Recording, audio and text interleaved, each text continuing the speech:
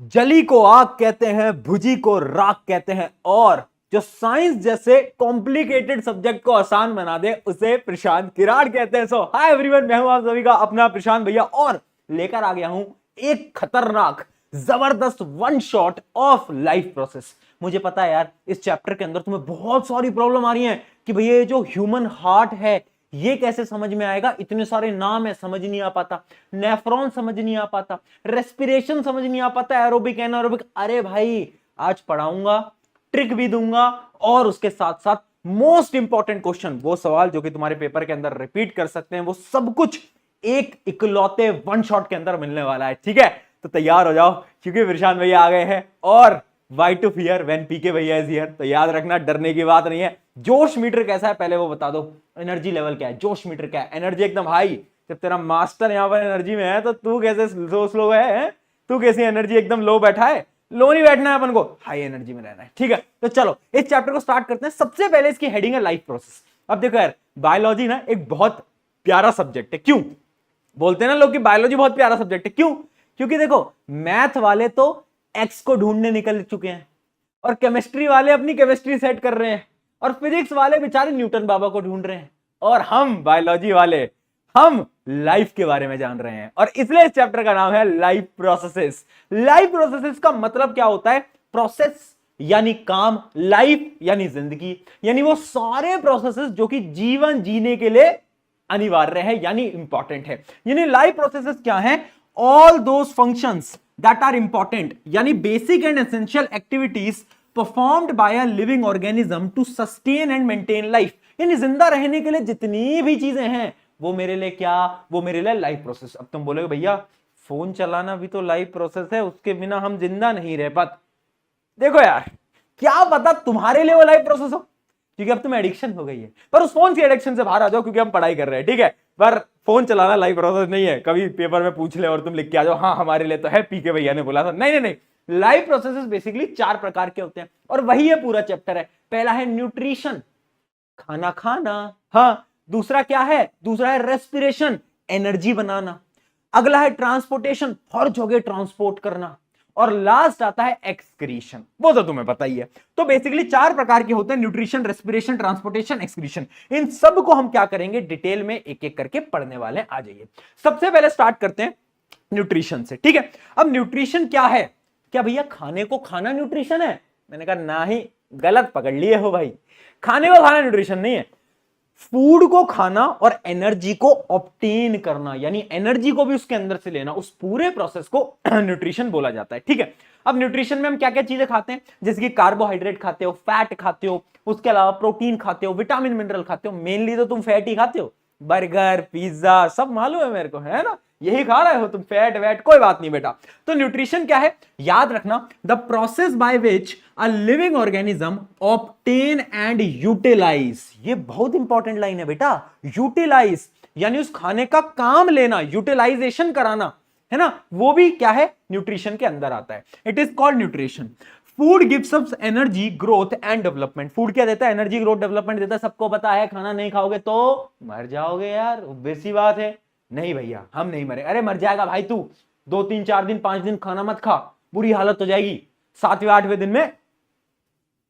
ठीक है, हाँ इसलिए खाना खाना है। ठीक है, 4 कंपोनेंट होते हैं फूड के, मैं आपको बता चुका हूं, कार्बोहाइड्रेट, प्रोटीन, फैट्स। मेनली हम यही खाते हैं। भैया लेक्चर देख रहे थे, देखते ही मुंह में पानी आ गया, अब मन कर रहा है कि बर्गर खा लें। कोई बात नहीं बेटा, मैं भी भूखा तुम भी भूखे, दोनों पढ़ाई करेंगे। अब देखो, न्यूट्रिशन भी 2 टाइप के हैं, ऑटोट्रॉफिक और एक हेट्रोट्रॉफिक। ऑटो यानी वो वाला ऑटो नहीं, ऑटो नहीं नहीं नहीं, ऑटो यानी खुद से। यानी ये उस टाइप का न्यूट्रिशन है ना जिसके अंदर ऑर्गेनिज्म खुद का खाना खुद बनाते हैं। अब तुम बोलोगे भैया हमारी मम्मी फिर ऑटोट्रॉफिक न्यूट्रिशन करती है क्या? क्योंकि हमारी मम्मी ना खुद का खाना खुद बनाती है। मैंने कहा एक पड़ेगा नहीं भाई, मूर्ख बालक, प्यार से बोलता हूं मूर्ख बालक, ठीक है, बुरा नहीं लगाना होता, तुम मेरे मूर्ख बालक, ठीक। तो मूर्ख बालक ऐसा नहीं है। ऑटोट्रॉफिक न्यूट्रिशन क्या? एक ऐसे टाइप का न्यूट्रिशन है जिसमें हाँ ऑर्गेनिज्म खाना खुद बनाता है, लेकिन इनऑर्गेनिक सब्सटेंसेस से, जैसे कि ऑक्सीजन, कार्बन डाइऑक्साइड, वाटर। अरे तुम्हारे घर में जो खाना बनता है वो सब्जी से बनता है। सब्जी क्या है? प्लांट। तो ऑटोट्रॉफिक न्यूट्रिशन क्या है? Mode of nutrition in which organism prepare their own food using simple inorganic substances like CO2, water in the presence of sunlight and chlorophyll. ठीक है, अब देखो बेटा, ऑटोट्रॉफिक ना दो टाइप के होते हैं और ये दोनों टाइप के एग्जांपल समझ लो। पहला है क्या, एक ऑटोट्रॉफिक होता है जिसको हम क्या बोलते हैं, फोटोसिंथेसिस, जो कि प्लांट्स करते हैं। छोटी क्लासेस में भी पढ़ा होगा। क्या कह रहे हो, पढ़ाई नहीं करी छोटी क्लासेस के अंदर, दोस्तों के साथ मजे कर रहे थे, कोई बात नहीं कोई बात नहीं, ठीक है। फोटोसिंथेसिस ग्रीन प्लांट्स करते हैं, ठीक है, जिन प्लांट्स के अंदर क्लोरोफिल होता है। इसके बारे में डिटेल में बात करेंगे, अभी बस इतना समझ लो कि photosynthesis is a type of autotrophic nutrition. इसके अलावा, अच्छा, प्लांट्स के अलावा और कौन कौन करता है ऑटोट्रॉफिक न्यूट्रिशन में ये फोटोसिंथेसिस? तो कुछ एल्गीज होती हैं, कुछ साइनोबैक्टीरियाज होते हैं, वो सब भी फोटोसिंथेसिस करते हैं। उसके अलावा एक होता है केमोसिंथेसिस। केमोसिंथेसिस एक ऐसा प्रोसेस है जिसमें ऑर्गेनिज्म खुद का खाना खुद बनाता है, लेकिन कुछ केमिकल्स की मदद से। ठीक है बेटा, तो याद रखना, type of autotrophic nutrition in which organism prepares their own food by utilising chemical energy. अब इसका एग्जाम्पल बहुत जरूरी है, बार बार पूछा गया है। एग्जाम्पल है purple sulphur bacteria, very important, बहुत बार पूछा गया है। ठीक है, इंपॉर्टेंट क्वेश्चन अभी दिखाता चलूंगा, टेंशन नहीं लेनी, लोड नहीं लेनी। नोट्स कहां मिलेंगे, टेलीग्राम ज्वाइन कर सकते हो, वरना डिस्क्रिप्शन में भी डाल दूंगा। ठीक है चलो, बहुत बढ़िया, समझ में आ गया। अच्छा, अब ये हेट्रोट्रॉफिक क्या था भैया? हेट्रोट्रॉफिक जैसे कि आप, मैं, हम सब, हम क्या है ना, हम किसी और पे डिपेंडेंट हैं। हम जैसे प्लांट्स को खा रहे हैं, तो हम ना प्लांट्स पे डिपेंडेंट है फूड के लिए, तो वही होता है heterotrophic nutrition, the mode of nutrition in which organism depend on the other organism for their food because they can not prepare their own food. जितने भी जानवर हैं सब प्लांट्स पर डिपेंडेंट हैं। देखो प्लांट्स कितने जरूरी हैं भाई, हमें ऐसा लगता है पेड़ पौधे जरूरी नहीं है, भैया बहुत जरूरी हैं, उनके बिना हमारा खाना ही क्या है, हम तो अपना खाना खुद बना ही नहीं सकते भाई। अगर प्लांट नहीं होंगे तो कैसे चलेगी दुनिया। अब देखो, मैं आपको सबसे पहले बताता हूं type of heterotrophic nutrition. Heterotrophic nutrition होते हैं तीन टाइप के। एक है होलोजोइक। अब देखो, नाम सुनते से ना घबराना नहीं होता, मुझे पता है बायोलॉजी 10th में आए हो, बायोलॉजी देखते ही भैया ये क्या पढ़ा दिया, होलोजोइक। अरे रुक जा, एक होलोजोइक, एक सेप्रोफेटिक, एक पैरासिटिक, समझना। होलोजोइक न्यूट्रिशन क्या है? होलोजोइक, जोइक, जोइक, होलोजोइक से क्या समझ आ रहा है? कुछ बड़ी सी चीज है, यानी हम भी तो बड़े हैं। तो होलोजोइक न्यूट्रिशन वो है जो कि हम फॉलो करते हैं। हम क्या करते हैं, हम बड़ा सा खाना उठाते हैं और उसको मुंह के अंदर डालते हैं और खा लेते हैं, यही करते हो ना ऐसा।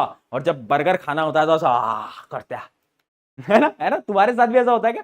स्कूल में जब तुम्हारा दोस्त टिफिन बॉक्स के अंदर मैगी लेके आता है, तो रिसेस से पहले ही वो टिफिन बॉक्स खुलता है और सारा कच कच कच कच कच जल्दी जल्दी खा लेते हैं, है ना? जिसके जितनी जल्दी खाने की स्पीड होगी वो ज्यादा खाएगा, है ना? हाँ, तो होलोजोइक क्या है? Animal take the solid food which is broken down inside the body. Example क्या है? हम हैं एनिमल्स, और एक ऑर्गेनिज्म और होता है यूनिसेलुलर ऑर्गेनिज्म जिसका नाम है अमीबा। अमीबा, ठीक है। अच्छा, अभी पढ़ते हैं पैरासिटिक क्या होता है। पैरासिटिक न्यूट्रिशन क्या है? पैरासाइट, पैरासाइट तुम्हें समझ आता है? वो एनीमे देखा होगा तुमने, पैरासाइट, है ना? तो देखो यार, ये जो पैरासिटिक न्यूट्रिशन है ये क्या होता है, ध्यान से समझना। पैरासाइट यानी कोई वो चीज जो कि किसी और पे हो और उससे अपने खाने को खींचे। जैसे कि फॉर एग्जांपल, बचपन में बोलते थे ना कि बालों में जू हो गई, बालों में क्या हो गई, बालों में जू हो गई। बोलते थे नहीं बोलते थे, जल्दी बताओ। बोलते थे ना कि बालों में जू हो गई। जू जो होती थी बालों में क्या करती थी, आपके ब्लड को आपकी बॉडी में से निकालती थी। यानी पैरासिटिक न्यूट्रिशन क्या है? Type of nutrition in which organism lives inside और आउटसाइड द अनदर ऑर्गेनिज्म। यानी हमारे बालों में है वो, तो वो क्या है, वो हमारे ऊपर है, ठीक है, हमारे ऊपर है। और हम क्या है उसके लिए, हमें उसके लिए होस्ट, होस्ट यानी जिससे वो अपने न्यूट्रिशन को ऑब्टेन करता है, ठीक है। And derive nutrition from it. याद रखना, पैरासिटिक न्यूट्रिशन में जो पैरासाइट होता है ना, ये सामने वाले को मारता नहीं है, बस उससे खाना अपना ऑब्टेन करता रहता है। एग्जाम्पल याद रखना, सबसे इंपॉर्टेंट एग्जाम्पल है कसकटा। कसकटा, कसकटा कसकटा क्या है? एक प्रकार का प्लांट है। और याद इसको रखने के लिए मैं इसलिए कह रहा हूं, ये इकलौता ऐसा प्लांट है जो कि पैरासिटिक न्यूट्रिशन फॉलो करता है। इकलौता ऐसा प्लांट है कसकटा, है ना? उसके अलावा क्या होते हैं? टिक्स होते हैं, लीच होते हैं। लीच पता है ना, जो खून चूसते हैं। हाँ, बहुत बढ़िया भैया, खून तो वो भी चूसती है मेरा, कोई बात नहीं कोई बात नहीं बेटा, चलो, है ना? हाँ, तुम ही पागल हो। आ जाओ, सेप्रोफेटिक न्यूट्रिशन की बात करते हैं। पहले होलोजोइक, हम, पैरासिटिक समझ आ गया। अब ये सबसे बेकार है, सेप्रोफेटिक। सेप्रोफेटिक बीच का, ये क्या करता है? ये ना डेड एंड डीकेइंग ऑर्गेनिज्म को खाता है, लेकिन इसमें एक चीज है कि ये ना खाने को बाहर ही डाइजेस्ट कर लेता है, खाने को भारी डाइजेस्ट कर लेता है, कुछ केमिकल निकालता है जिससे खाना भारी डाइजेस्ट हो जाता है और उसके बाद डायरेक्टली न्यूट्रिएंट्स को अब्सॉर्ब करता है। यानी इसके अंदर क्या है, organisms feed on dead and decaying matter. याद रखना ये बाहर ही डाइजेस्ट कर लेता है और बाद में अब्सॉर्ब कर लेता है। इसका एग्जांपल है फंजाई और एक सबसे बड़ा एग्जांपल है क्या, मशरूम। लिख लेना भाई, एक सबसे बड़ा एग्जांपल है क्या, मशरूम। मशरूम जो आप खाते हो वो एक प्रकार का सेप्रोफेटिक न्यूट्रिशन ही फॉलो करता है, वो डेड एंड डीकेइंग को खा रहा होता है। क्या ये बात समझ में आई? बोल दे रे, बहुत बढ़िया समझ आई, तो आगे बढ़ा जाए। ये आ गया समझ में। अब कुछ क्वेश्चन देखते हैं जो कि यहां से पूछे गए। आ जाओ भाई, इंपॉर्टेंट क्वेश्चन है, देख 2017, 2020, 2021, देख भाई। Which of the following organism exhibit saprophytic, saprophytic देख, होलोजोइक, पैरासिटिक, बीच का बोल, हाँ सेप्रोफेटिक। तो बीच वाला कौन करता था इनमें से, अभी बताया, मशरूम। मशरूम कौन कौन खाता है तुम में से, मशरूम है, खाते हो मशरूम? मशरूम करता है सेप्रोफेटिक, डेड एंड डीकेइंग को खाता है वो, याद रखना इस बात को। विच of the following organism show parasitic mode, parasitic, parasite, parasite, इनमें से कौन लग रहा है, कसकटा, कसकटा। याद रखेंगे बेटा, याद रखेंगे। अगला क्या है, एक बहुत बड़ी सी ऐसे ऐसे क्वेश्चन आजकल बड़े आ रहे हैं, बड़ा बड़ा पैराग्राफ दे देते हैं और छोटे से क्वेश्चन पूछते हैं। जैसे कि an organism was discovered that lacks chlorophyll, उसमें क्लोरोफिल नहीं है, survives by penetrating the tissue of another living organism from which it absorbs the nutrient, however it neither kills the host. यानी वो सामने वाले को मारता नहीं है, बस अब्सॉर्ब करता है। ये तो तुम्हें पता ही है, ये तो तुम्हें पता ही है। लास्ट वाला पैरासाइट, पैरासाइट, बहुत बढ़िया, यानी इट इज पैरासिटिक। पैरासिटिक क्या है, इसका नाम है, ठीक है भाई, पैरासिटिक। ये ऑटोट्रॉफ यहां से हटा दो भाई, ये हटा दो यहां से, ठीक है, ये नहीं भाई, ये नहीं, ठीक है, इसको यहां से हटा दो। क्या है वो, एक प्रकार का पैरासिटिक न्यूट्रिशन है, यानी सामने वाले से क्या कर रहा है, वो ऑब्टेन कर रहा है। देख लो ना, वो मार नहीं रहा सामने वाले को, it show speciality by infecting only particular plant species. ठीक है, समझ आ गया, बहुत बढ़िया। चलिए भाई, अब बढ़ते हैं अगले ऑटोट्रॉफिक न्यूट्रिशन में। मैंने आपको बताया कि फोटोसिंथेसिस जो था उसके बारे में मैं डिटेल में बात करूंगा। अब बच्चों को ऐसा लगता है भैया 10th में फोटोसिंथेसिस इतना इजी कौन पूछेगा, पूछते हैं, और जो रिएक्शन है वो भी पूछते हैं। फोटोसिंथेसिस कैसे होता है, प्लांट है, प्लांट की हरी हरी पत्तियां, मैं तुम्हारे लिए प्लांट लेकर भी आऊं। कहां गया मेरा प्लांट भाई, मेरा प्लांट कहां गया यार, रुको भाई, ये रहा प्लांट दोस्तों, आपके लिए पेश करते हैं प्लांट है। अब कोई नहीं बोलेगा नकली प्लांट है, तो देखो भैया इसमें हमने प्लांट में देखो फूल वूल उगा दिए हैं, बट ये जो हरा हरा पार्ट है, ये हरा हरा पार्ट क्या है दोस्तों, तो ये हरा हरा पार्ट है क्लोरोफिल।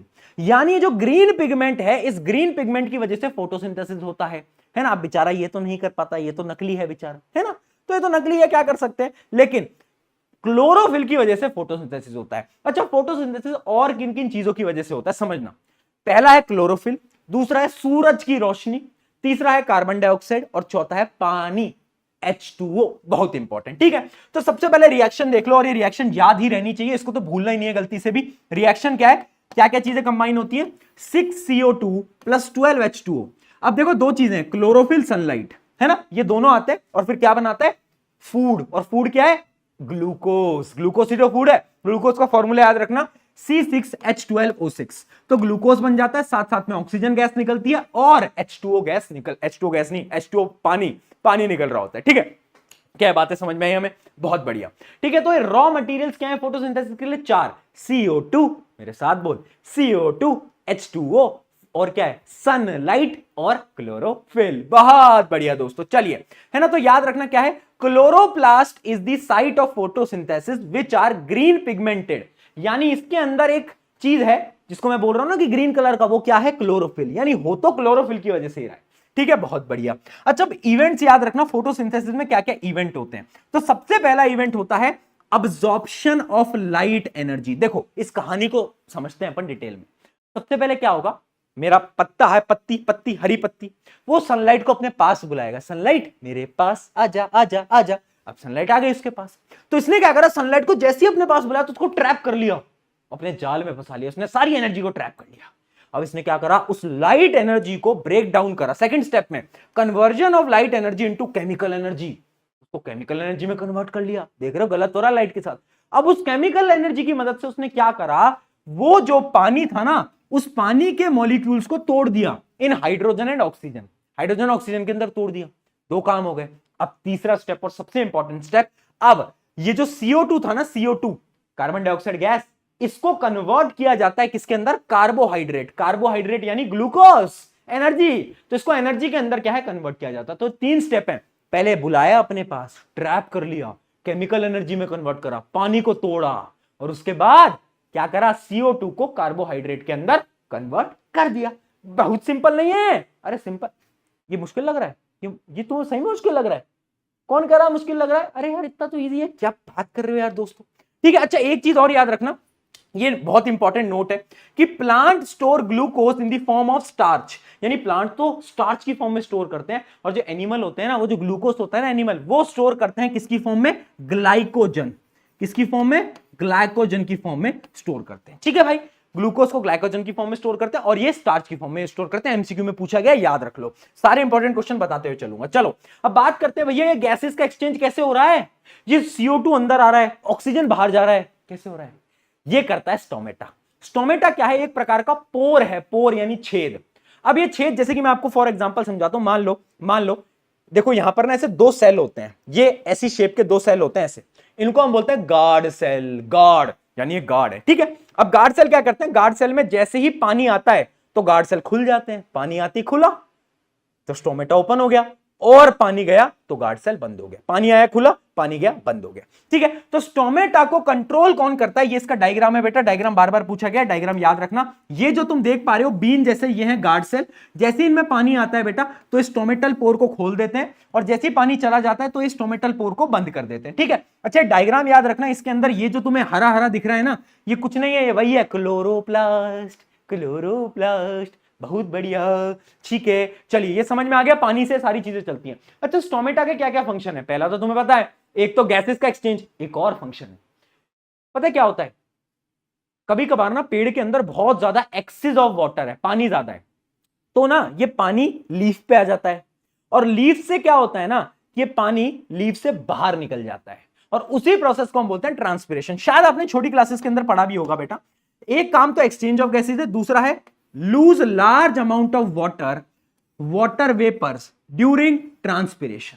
यानी ट्रांसपिरेशन एक ऐसा प्रोसेस है जिसमें क्या होता है, जो एक्सेस ऑफ वाटर होता है वो लीफ की मदद से बाहर निकल जाता है। इसलिए तुमने कभी देखा हो तो पेड़ की पत्तियां थोड़ी थोड़ी गीली दिखती हैं तुम्हें, ड्यू टू ट्रांसपिरेशन। तो स्टोमेटा के 2 काम है, एक ट्रांसपिरेशन कराना और एक गैसेस का एक्सचेंज कराना। ठीक है, क्या है बात समझ में आ गई? बहुत बढ़िया। अच्छा कुछ ऑब्जर्वेशन मैं आपको बताता हूं, किसके लिए, डेजर्ट प्लांट के लिए। अब देखो डेजर्ट प्लांट ना एकदम डिफरेंट है, ये था नॉर्मल प्लांट। अब डेजर्ट प्लांट के साथ में एक बहुत बड़ी दुविधा है, संकट है, क्या कि यार अगर वो दिन में, इतनी धूप है, अगर भैया वो दिन में अपने स्टोमेटा को ओपन करेगा, धूप पड़ रही है तो सारा पानी चला जाएगा, बेचारा वो तो मर जाएगा। तो ये ना गेम खेलता है, ये क्या करता है बेटा, ध्यान से देखना, स्टोमेटा ओपन्स एट नाइट, यानी रात को एक खोलता है स्टोमेटा और जल्दी जल्दी बुलाता है CO2 CO2 आजा आजा आजा आजा आजा, और CO2 को अंदर रख लेता है अपने पास। ठीक है, तो यानी ये CO2 को अंदर रख लेता है, और उसके बाद दिन में क्या करता है, स्टोमेटा को बंद रखता है, पर फोटोसिंथेसिस को कर लेता है, क्योंकि लाइट तो दिन में आती है तो फोटोसिंथेसिस तो दिन में ही होगा, रात को हो नहीं सकता। ठीक है, तो stomata close during the day, और फिर क्या होता है, CO2 taken at night used for photosynthesis, यानी दिन में फोटोसिंथेसिस, रात को CO2 को ट्रैप कर लिया। स्मार्ट है डेजर्ट प्लांट, स्मार्ट बेटा स्मार्ट, तुमसे भी ज्यादा स्मार्ट निकला। मुझे लगा कि तुम ही सबसे ज्यादा स्मार्ट थे बेटा, पर ये तो तुमसे भी ज्यादा क्या निकला, स्मार्ट निकला। चलिए कुछ क्वेश्चन बताना। व्हाट आर स्टोमेटा, ऐसे सवाल पूछे गए। स्टोमेटा क्या है, पता है तुम्हें क्या है? Tiny pore present mostly on the under side of the leaf. Leaf के नीचे की तरफ क्या होता है, टाइनी पोर्स होते हैं, जिनको हम क्या बोलते हैं बेटा, स्टोमेटा बोलते हैं। बहुत बढ़िया। अगला question, where are they located in the plant, leaf में लोकेटेड होते हैं। ठीक है, state 2 function of the stomata, stomata के 2 फंक्शन बता दो भाई, ट्रांसपिरेशन और gases exchange. Also explain how their opening and closing is regulated, कौन कंट्रोल करता है, गार्ड सेल, पानी आया ओपन, पानी गया क्लोज। बहुत सही। चलिए अगला सवाल देखते हैं। ये एक एक्टिविटी है, ये एक सवाल नहीं है, ये एक एक्टिविटी है, जो कि आप देखोगे ना तो बहुत टीचर्स नहीं कराते, बट मैं तुम्हारे लिए हर एक एक्टिविटी सब कुछ लेकर आया हूं बेटा, सब कुछ डिटेल के अंदर अपन पढ़ते हैं। ठीक है, और वो भी कम टाइम के अंदर पढ़ते हैं, यही तो बात है पीके भैया की। ठीक है, फ्लेक्स कर लिया मैंने। चलो देखो इसके अंदर क्या होता है, एक्टिविटी एनसीईआरटी के अंदर, इसमें ना एक सॉल्ट होता है KOH यानी पोटेशियम हाइड्रोक्साइड, उसको रखा जाता है। अब याद रखना ये सॉल्ट क्या करता है, ये CO2 को ऑब्जॉर्ब कर लेता है, यानी कार्बन डाइऑक्साइड को खींच लेता है और कार्बन डाइऑक्साइड को खत्म कर देता है नेचर से, यानी इस जगह में कार्बन डाइऑक्साइड खत्म हो गई। अब क्या होता है, इस पॉट को इस जार के अंदर रखा हुआ है, इस पेड़ को रखा हुआ है, सनलाइट तो आ रही है बट ना फोटोसिंथेसिस नहीं कर पा रहा, क्यों नहीं कर पा रहा? क्योंकि देखो KOH रखा है, इसने क्या करा, CO2 खींच लिया। और तुम्हें पता है अगर फोटोसिंथेसिस करना है तो 4 रॉ मटेरियल इंपॉर्टेंट है। अगर उन चारों में से कोई भी भाई गायब हुआ तो दिक्कत हो जाएगी, दुविधा हो जाएगी। और एक भाई गायब हो गया, कौन सा भाई गायब हो गया? CO2 गायब हो गया। अब CO2 गायब हो गया तो कभी भी इस केस के अंदर क्या नहीं हो पाएगा, फोटोसिंथेसिस नहीं हो पाएगा। इस एक्टिविटी को याद रखना। कभी कभार सवाल आ जाते हैं कि KOH ऐसा क्या करता है, तो KOH अब्सॉर्ब कर लेता है CO2 को। चलिए जी, बहुत बढ़िया। अब आते हैं अगले टॉपिक की तरफ, न्यूट्रिशन इन अमीबा। प्लांट का सारा खत्म हो गया, अब हम बात कर रहे हैं होलोजोइक न्यूट्रिशन की, जो कि हम करते हैं। हमारे अलावा एक और प्राणी था, कौन? अमीबा। अमीबा के अलावा एक और प्राणी है जो कि है पैरामीशियम। तो अब हम बात करेंगे अमीबा की। एक मिनट, जरा पानी पी लेता हूं मैं। तो चलो भाई, अमीबा को पढ़ते हैं, फिर इसका एक और दोस्त जिसका नाम है पैरामीशियम, उसको पढ़ते हैं। अच्छा, एक चीज तुमने नोट करी है कभी, दोस्ती के अंदर ना, जब दो दोस्त होते हैं तो बड़ी अच्छी अच्छी बात हो रही होती है, दो दोस्त होते हैं, बड़ा फन होता है, हंसी मजाक होता है। पर जब 3 दोस्त होते हैं तो एक इंसान की तो कॉन्टिन्यूअसली बेइज्जती हो रही होती है। एक का हंसी मजाक उठ रहा है, 2 लोग हंस रहे हैं, है ना? मेरे भी 2 दोस्त हुआ करते थे, है ना? और मेरे 2 दोस्त थे, है ना? मेरे 2 दोस्त, ना कोई रिच ना कोई पुअर, ना कोई रिच ना कोई पुअर, मेरे थे 2 दोस्त, दोनों के दोनों सुअर। ठीक है, ऐसा हम बोला करते थे आपस में, हमारे टाइम की बात है। मतलब मैं तुमसे ज्यादा बड़ा नहीं हूं, बट ठीक है ना? चलिए आ जाओ भाई, अमीबा की बात करते हैं। अमीबा के अंदर क्या है, 5 स्टेप का प्रोसेस है, और हर एक होलोजोइक न्यूट्रिशन के अंदर ये 5 स्टेप होते हैं। सबसे पहला क्या है, इनजेशन। इनजेशन यानी खाने को अंदर लेना, खाने को अंदर लेना। तो सबसे पहले याद रखना इंजेशन क्या है। Amoeba surround the food particle using finger like projection called pseudopodia. Pseudopodia, इसके हाथ होते हैं, उनका नाम क्या है, सूडोपोडिया। ठीक है, इसके हैंड्स हैं जिसको हम सूडोपोडिया बोलते हैं, उसकी मदद से क्या करता है, खाने को अंदर ले लेता है। मान लो खाना है, मैंने खाने को ऐसे अंदर ले लिया, तो मैंने क्या करा, इंजेशन करा। अगला प्रोसेस होता है डाइजेशन। डाइजेशन क्या है, enzymes are secreted into food vacuoles breaking down the food into simple, यानी उस फूड को ब्रेक डाउन करा, उसका डाइजेशन करा। अगला प्रोसेस होता है अब्जॉर्प्शन। अब देखो, डाइजेस्ट, फूड को डाइजेस्ट तो कर लिया, अब उस फूड को जो अमीबा है उसके अंदर अब्सॉर्ब भी तो कराना पड़ेगा, तो उसी को हम बोलते हैं absorption. Digested food is absorbed into a cytoplasm and used for energy. अगला आता है एसिमिलेशन। अब ये एसिमिलेशन बड़ा इंपॉर्टेंट है, क्योंकि बच्चों को क्या है ना, ये समझ नहीं आता, अब्सॉर्प्शन तक समझ आता है, एसिमिलेशन नहीं आता। देखो एसिमिलेशन क्या है, मैंने एनर्जी ले ली है, अब उस एनर्जी को यूटिलाइज करना, यानी इधर उधर जाना, थोड़ा इधर उधर मूव करना, उससे क्या हो रहा है, एनर्जी यूज हो रही है। तो उसी प्रोसेस को हम बोलते हैं एसिमिलेशन, यानी absorbed nutrients are utilised in various life processes. और अगला आ जाता है इजेशन, आखिरी इजेशन। इजेशन, इजेशन यानी अनडाइजेस्टेड फूड को बाहर निकाल लेना। याद रहेगा, इनजेशन, डाइजेशन, अब्सॉर्प्शन, एसिमिलेशन और इजेशन, बाहर निकालना। अब ये डायग्राम भी बेटा बार बार पूछा गया, ये डायग्राम याद रखना। सबसे पहले एक अमीबा है, ये वैसे कुकी जैसा अमीबा कहां से आ गया भाई, तो कुकी लग रही है, कड़ी टेस्टी टेस्टी सी कुकी, है ना? तो फूड पार्ट, ये क्या, सूडोपोडिया, सूडोपोडिया की मदद से अंदर ले लेता है। ठीक है, तो अब इसने क्या करा, इसने अंदर ले लिया। अंदर लेने के बाद ये अपने फूड वैक्यूल में इसको अंदर डाल देता है और डाइजेशन स्टार्ट होता है। तो यहां पर आप देख सकते हो डाइजेशन स्टार्ट हो गया। अब जैसे ही डाइजेशन स्टार्ट हुआ तो यहां पर क्या हुआ, अब्सॉर्प्शन हुआ और एसिमिलेशन हुआ, है ना? अब्सॉर्प्शन, एनर्जी को अब्सॉर्ब करा और जितने भी लाइफ प्रोसेसेस हैं उसके अंदर काम लिया। और लास्ट स्टेप क्या होता है, लास्ट स्टेप होता है बाहर निकालना। जो वेस्ट है, जो वेस्ट है उसको क्या करता है, बाहर निकाल दिया जाता है, उसको हम बोलते हैं इजेशन। तो ये 5 स्टेप याद रखना, अगर ये 5 स्टेप याद करें तो ज्यादा दिक्कत नहीं आएगी। ठीक है, अब इसका एक भाई और है जिसका नाम है पेरीमीशियम। देखो पेरीमीशियम और अमीबा दोनों के सारे प्रोसेसेस सेम है, बस एक अलग है। पहला स्टेप इनजेशन। अमीबा क्या करता था, सूडोपोडिया की मदद से खाना खाता था। ये क्या करता है बेटा, इसके पास ना हेयर लाइक स्ट्रक्चर्स होते हैं जिनको हम बोलते हैं सीलिया। सीलिया, ये डायग्राम भी इंपॉर्टेंट है, उतना इंपॉर्टेंट नहीं है बट ठीक है। ये तुम्हें हेयर लाइक प्रोजेक्शन दिख रहे हैं, इनको हम सीलिया बोलते हैं बेटा। ये पैरामीशियम है, ये सीलिया है। तो ये क्या करता है, सीलिया की मदद से ना खाने को अपने माउथ के पास ले आता है और माउथ के अंदर डाल देता है ना? माउथ के पास लाके माउथ के एकदम अंदर डाल देता है। तो यानी सिर्फ इंजेशन अलग है, पैरामीशियम में क्या है, सीलिया है, बस बाकी सारी चीजें एकदम सेम है। Other steps are almost same, digestion, absorption, assimilation और लास्ट क्या है, इजेशन, एकदम सेम है। अमीबा का भाई है, इसलिए मैंने बोला शुरू में भाई है। ठीक है भाई, बहुत बढ़िया। अच्छा, अब एक क्वेश्चन पूछा गया था बार बार, differentiate between amoeba and paramecium based on mode of nutrition. Mode of nutrition क्या है इन दोनों का, सेम है बेटा, holozoic nutrition. Holozoic nutrition same. अगला है लोकोमोशन। लोकोमोशन यानी मूवमेंट कैसे करते हैं, तो अमीबा मूवमेंट करता है सूडोपोडिया की मदद से, और ये किसकी मदद से करता है, पैरामीशियम सीलिया, हेयर लाइक स्ट्रक्चर। बहुत बढ़िया बेटा, चलिए बहुत सही।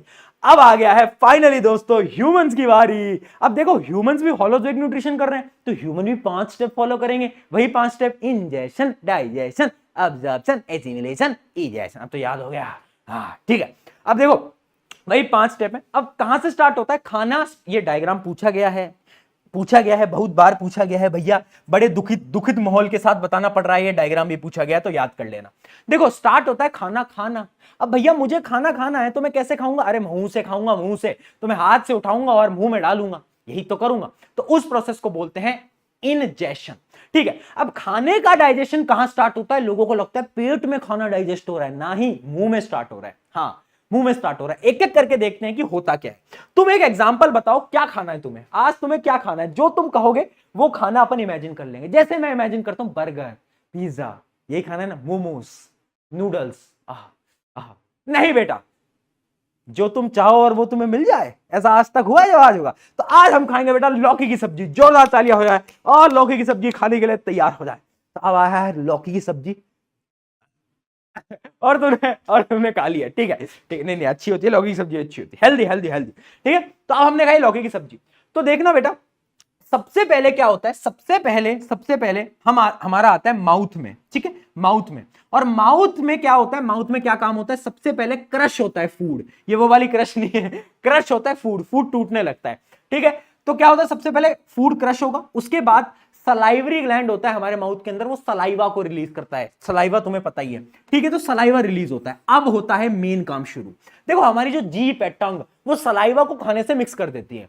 अब क्या होता है ना कि सलाइवा के अंदर एक एंजाइम होता है, एंजाइम, और उस एंजाइम का नाम याद रखना, वो होता है सलाइवरी अमाइलेज। अब ये सलाइवरी अमाइलेज क्या करता है, ये जो कॉम्प्लेक्स शुगर होती है ना, कॉम्प्लेक्स शुगर यानी स्टार्च, इस स्टार्च को क्या करता है, ये माल्टोज याद रखना, ये एक सिंपल शुगर है। तो इस कॉम्प्लेक्स शुगर को क्या करता है, ये सिंपल शुगर के अंदर जो कि माल्टोज है उसके अंदर कन्वर्ट कर देता है। कौन कर रहा है, सलाइवरी अमाइलेज। बहुत बढ़िया। अब खाना जाता है नीचे, ईसोफेगस यानी फूड पाइप खाने को नीचे कैसे पुश करता है, एक मूवमेंट होता है, ऐसा नहीं ऐसा नहीं होता, कॉन्ट्रैक्शन, ऐसा मूवमेंट होता है थोड़ा थोड़ा, है ना। तो उस मूवमेंट को हम बोलते हैं पेरिस्टाल्टिक मूवमेंट। तो food is pushed down through a peristaltic movement. क्या होता है, rhythmic contraction of muscle in the wall of the alimentary canal. Alimentary canal क्या, उसके बारे में आ रहा हूं मैं, अभी आगे आ रहा हूं, रुक जाओ, ठीक है। तो यानी ईसोफेगस में क्या एक मूवमेंट हो रहा है कॉन्ट्रैक्शन एक्सपेंशन का, उसको हम बोलते हैं पेरिस्टाल्टिक मूवमेंट, याद रखना, ठीक है भाई। कहानी कहां तक आ गई थी बेटा, कहानी यहां से डिडिंग करते करते अब यहां पर आ गई। अब आ गया है भैया स्टमक। अब देखो स्टमक सबसे पहले तो कैसा शेप का लग रहा है तुम्हें, जे शेप्ड है, ठीक है। अब जैसे ही खाना स्टमक में गया तो स्टमक में बैठे थे 3 भाई, तीनों तबाही 3 भाई थे। मैंने पूछा कौन 3 भाई थे, तो सबसे पहला आता है एक भाई जो कि बड़ा भाई था, बड़े भाई का नाम था HCl, हाइड्रोक्लोरिक एसिड। तो एक एक करके पढ़ ही लेते हैं, चलो एक एक करके स्टार्ट करते हैं। अब स्टमक में थे 3 भाई, तीनों तबाही। सबसे पहला क्या होता है, HCl। वैसे देखो स्टमक ना गैस्ट्रिक जूस रिलीज करता है, गैस्ट्रिक जूस, और उसी गैस्ट्रिक जूस के अंदर ये तीनों चीजें होती हैं, ठीक है। तो पहला भाई, बड़ा भाई HCl क्या करता है, क्रिएट्स एसिडिक मीडियम, यानी जितने भी जर्म्स हैं, बैक्टीरिया, तुम बर्गर पिज्जा खा रहे हो उन सबको मार देता है, सारे वो जो गोलगप्पे वाले भैया ने गंदे हाथ लगाए थे उसको खटा, tata bye bye goodbye, है ना। इसका एक और काम है, उसके बारे में आगे बात करते हैं, ठीक है। सबसे पहला एसिडिक मीडियम दिया। अगला आता है, दूसरा भाई आता है म्यूकस, ये सेकंड भाई। म्यूकस भाई क्या करता है ना, ये प्रोटेक्ट करता है बड़े भाई से। अब देखो HCl है पेट के अंदर, तो उससे पेट की जो वॉल है वो जल सकती है। तो म्यूकस क्या करता है, म्यूकस एक प्रोटेक्टिव इनर लाइनिंग बना लेता है स्टमक के अंदर, जिससे कि आपका जो पेट है वो जलता नहीं है और वो बच जाता है, ठीक है। अगला आता है तीसरा भाई पेप्सिन। पी से क्या होता है, प्रोटीन, यानी इसका काम क्या है, प्रोटीन का डाइजेशन, ठीक है। अब देखो वो जो बड़ा भाई था ना, वो छोटे भाई की मदद करता है, क्योंकि pepsin can only work in acidic environment, और एसिडिक एनवायरमेंट कौन दे रहा है, HCl दे रहा है। इस वजह से मैंने बोला था HCl का एक और काम है हेल्प पेप्सिन एक्शन, यानी पेप्सिन का काम कराने भी कौन मदद कर रहा है, HCl कर रहा है, ठीक है। अच्छा अब तुम एक चीज बताओ मुझे, कभी तुम्हें एसिडिटी हुई है, एसिडिटी क्यों होती है, एसिडिटी इसलिए होती है कभी कभार ये जो बैलेंस है ना HCl और म्यूकस का, उसमें HCl का लेवल बढ़ जाता है, और जब HCl का लेवल बढ़ता है और म्यूकस कम है, म्यूकस तो पतली है। म्यूकस क्या होती है? एक लाइनिंग होती है आपकी स्टमक के वॉल पे, तो आपको पेट में से जलन होने लगती है, अजीब सा लगने लगता है, अरे भैया ये जलन कैसे हो रही है पेट के अंदर, वो इसी वजह से होती है बेटा, है ना। जब लेवल खराब हो जाते हैं, लेवल सबके निकलेंगे, ठीक है, लेवल बदल जाते हैं HCl और म्यूकस के, ठीक है। अब आता है नीचे। अब नीचे खाना जा रहा था, अब खाने को आगे जाना था स्मॉल इंटेस्टाइन के पास। स्मॉल इंटेस्टाइन का एक नामकरण कर देता हूं मैं, छोटा डॉन। क्यों? क्योंकि इसके नाम में ही छोटा है बस, वरना ये छोटा है नहीं, है ना, बस नाम में ही छोटा है, बट ये डॉन है बेटा, छोटा डॉन। क्यों? क्योंकि ये 7 मीटर लंबा होता है। 7 मीटर तुम्हें पता है कितना होता है? ये 7 मीटर लंबा होता है भाई, नाम में ही छोटा है बस, काम छोटे नहीं है, ठीक है। अभी जा ही रहा था रास्ते से, खाना जा रहा था, खाने को जाना था स्मॉल इंटेस्टाइन में, तभी होती है 2 गुंडों की एंट्री। गुंडों को लाया जाए दोस्तों, तो अब आ गया है टिडिंग टिडिंग टिडिंग 2 गुंडे। पहला गुंडा आता है और गुंडा बोलता है, हाँ जी खाने जी, कहाँ जा रहे हो, कहाँ चल दिए? तो खाने ने बोला, वो भैया वो वहां जा रहे हैं, वो स्मॉल इंटेस्टाइन के पास। तो दोनों गुंडों ने बोला, थोड़ी मदद हम भी कर दें। 2 गुंडे कौन थे? अगर आप ध्यान से देखोगे बेटा, एक गुंडा कौन है? एक गुंडा है ये लिवर, और एक है छोटा सा पेनक्रियास। देख रहे हो ये क्या है? ये है पेनक्रियास, और ये क्या है? लिवर, ठीक है। अब क्या है, तो खाना जा रहा था, 2 गुंडे आ गए, सबसे पहले आता है लिवर। तो लिवर बोलता है, थोड़ी मदद पहले मैं कर दूं। तो अब लिवर के पास क्या था? लिवर के पास ना एक ब्लैडर होता है, एक स्टोरेज होता है, जिसको हम बोलते हैं गॉल ब्लैडर। गॉल ब्लैडर के अंदर वो एक जूस स्टोर करके रखता है, ये गॉल ब्लैडर है, वो एक जूस स्टोर करके रखता है, जिसको हम क्या बोलते हैं? Bile juice. अब वो बाइल जूस ना 2 काम करता है। क्या क्या करता है उसके बारे में हम डिटेल से पढ़ लेते हैं, आ जाइए। तो सबसे पहले लिवर आता है, लिवर में है बाइल जूस। बाइल जूस के 2 काम, मेक फूड एल्कालाइन। एल्कालाइन यानी बेसिक। देखो खाना ना स्टमक में एसिडिक था ड्यू टू HCl, वो बेसिक हो गया, एल्कालाइन हो गया, ठीक है। दूसरा इसका एक और काम होता है, emulsification of fat. Emulsification of fat क्या होता है? इमल्सिफिकेशन ऑफ फैट क्या होता है? फैट के ना बड़े बड़े ग्लोब्यूल्स होते हैं, उनको छोटे छोटे में ब्रेक डाउन कर देना, ठीक है। ब्रेकिंग इनटू स्मॉल ड्रॉपलेट्स, या फिर हम बोल सकते हैं जो ग्लोब्यूल होते हैं, बड़े बड़े जो ग्लोब्यूल होते हैं, उनको क्या करता है? स्मॉल ग्लोब्यूल्स के अंदर तोड़ देता है, ठीक है। इमल्सिफिकेशन कर देता है, ब्रेक डाउन कर देता है। 2 काम कर दिए। पहला गुंडा खुश हो गया कि मैंने भी थोड़ी मदद करी खाने की। अब पता है क्या हुआ? दूसरे वाले गुंडों का ईगो आ गया बीच में। अब उसने बोला, हैं जी तुमने क्या करा?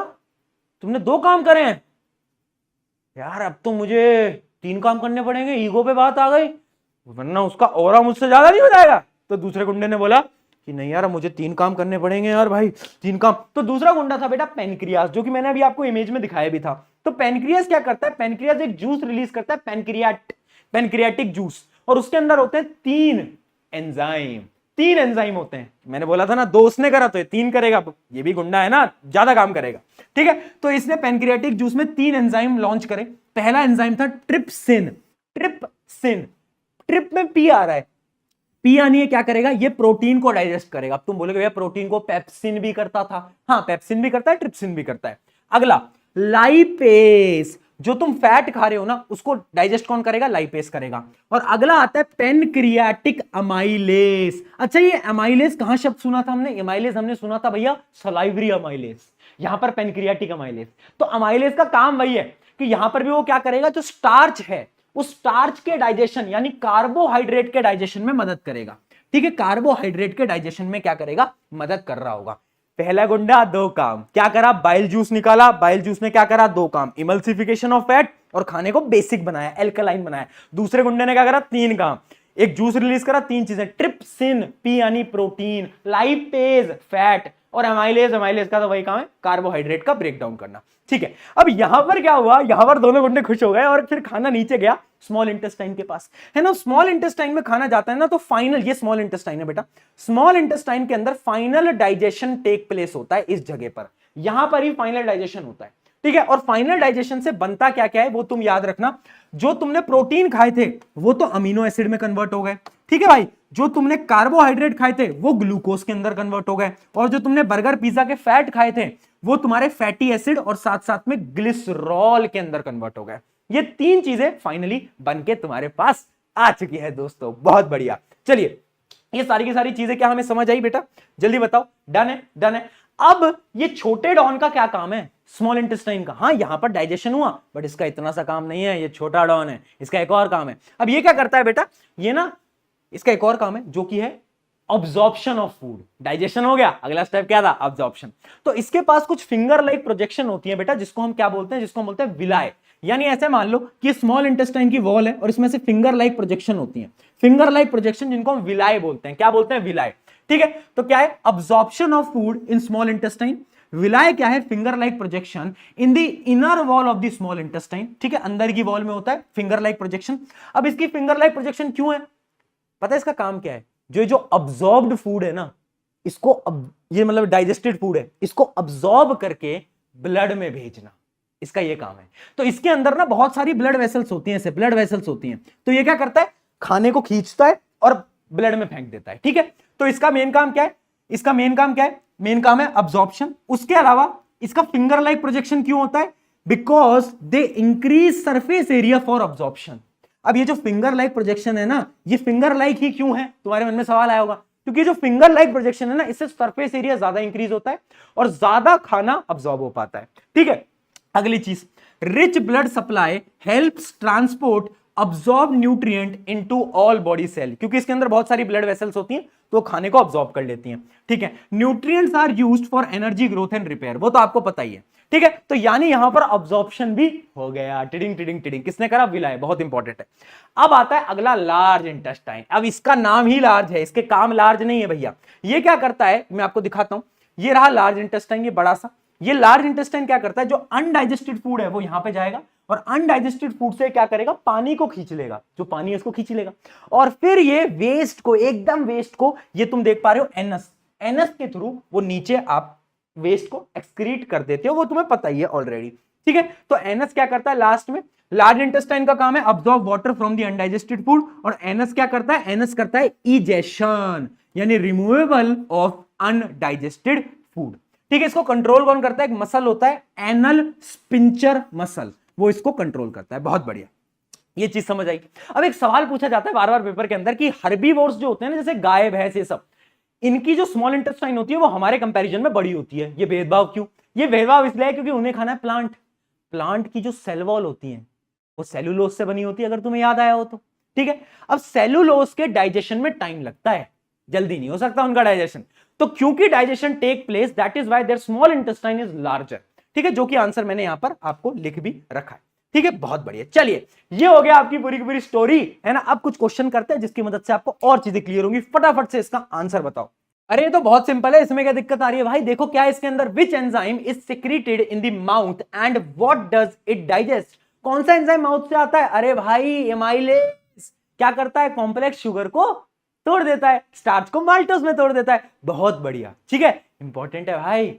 हाँ, माउथ से ही स्टार्ट होता है।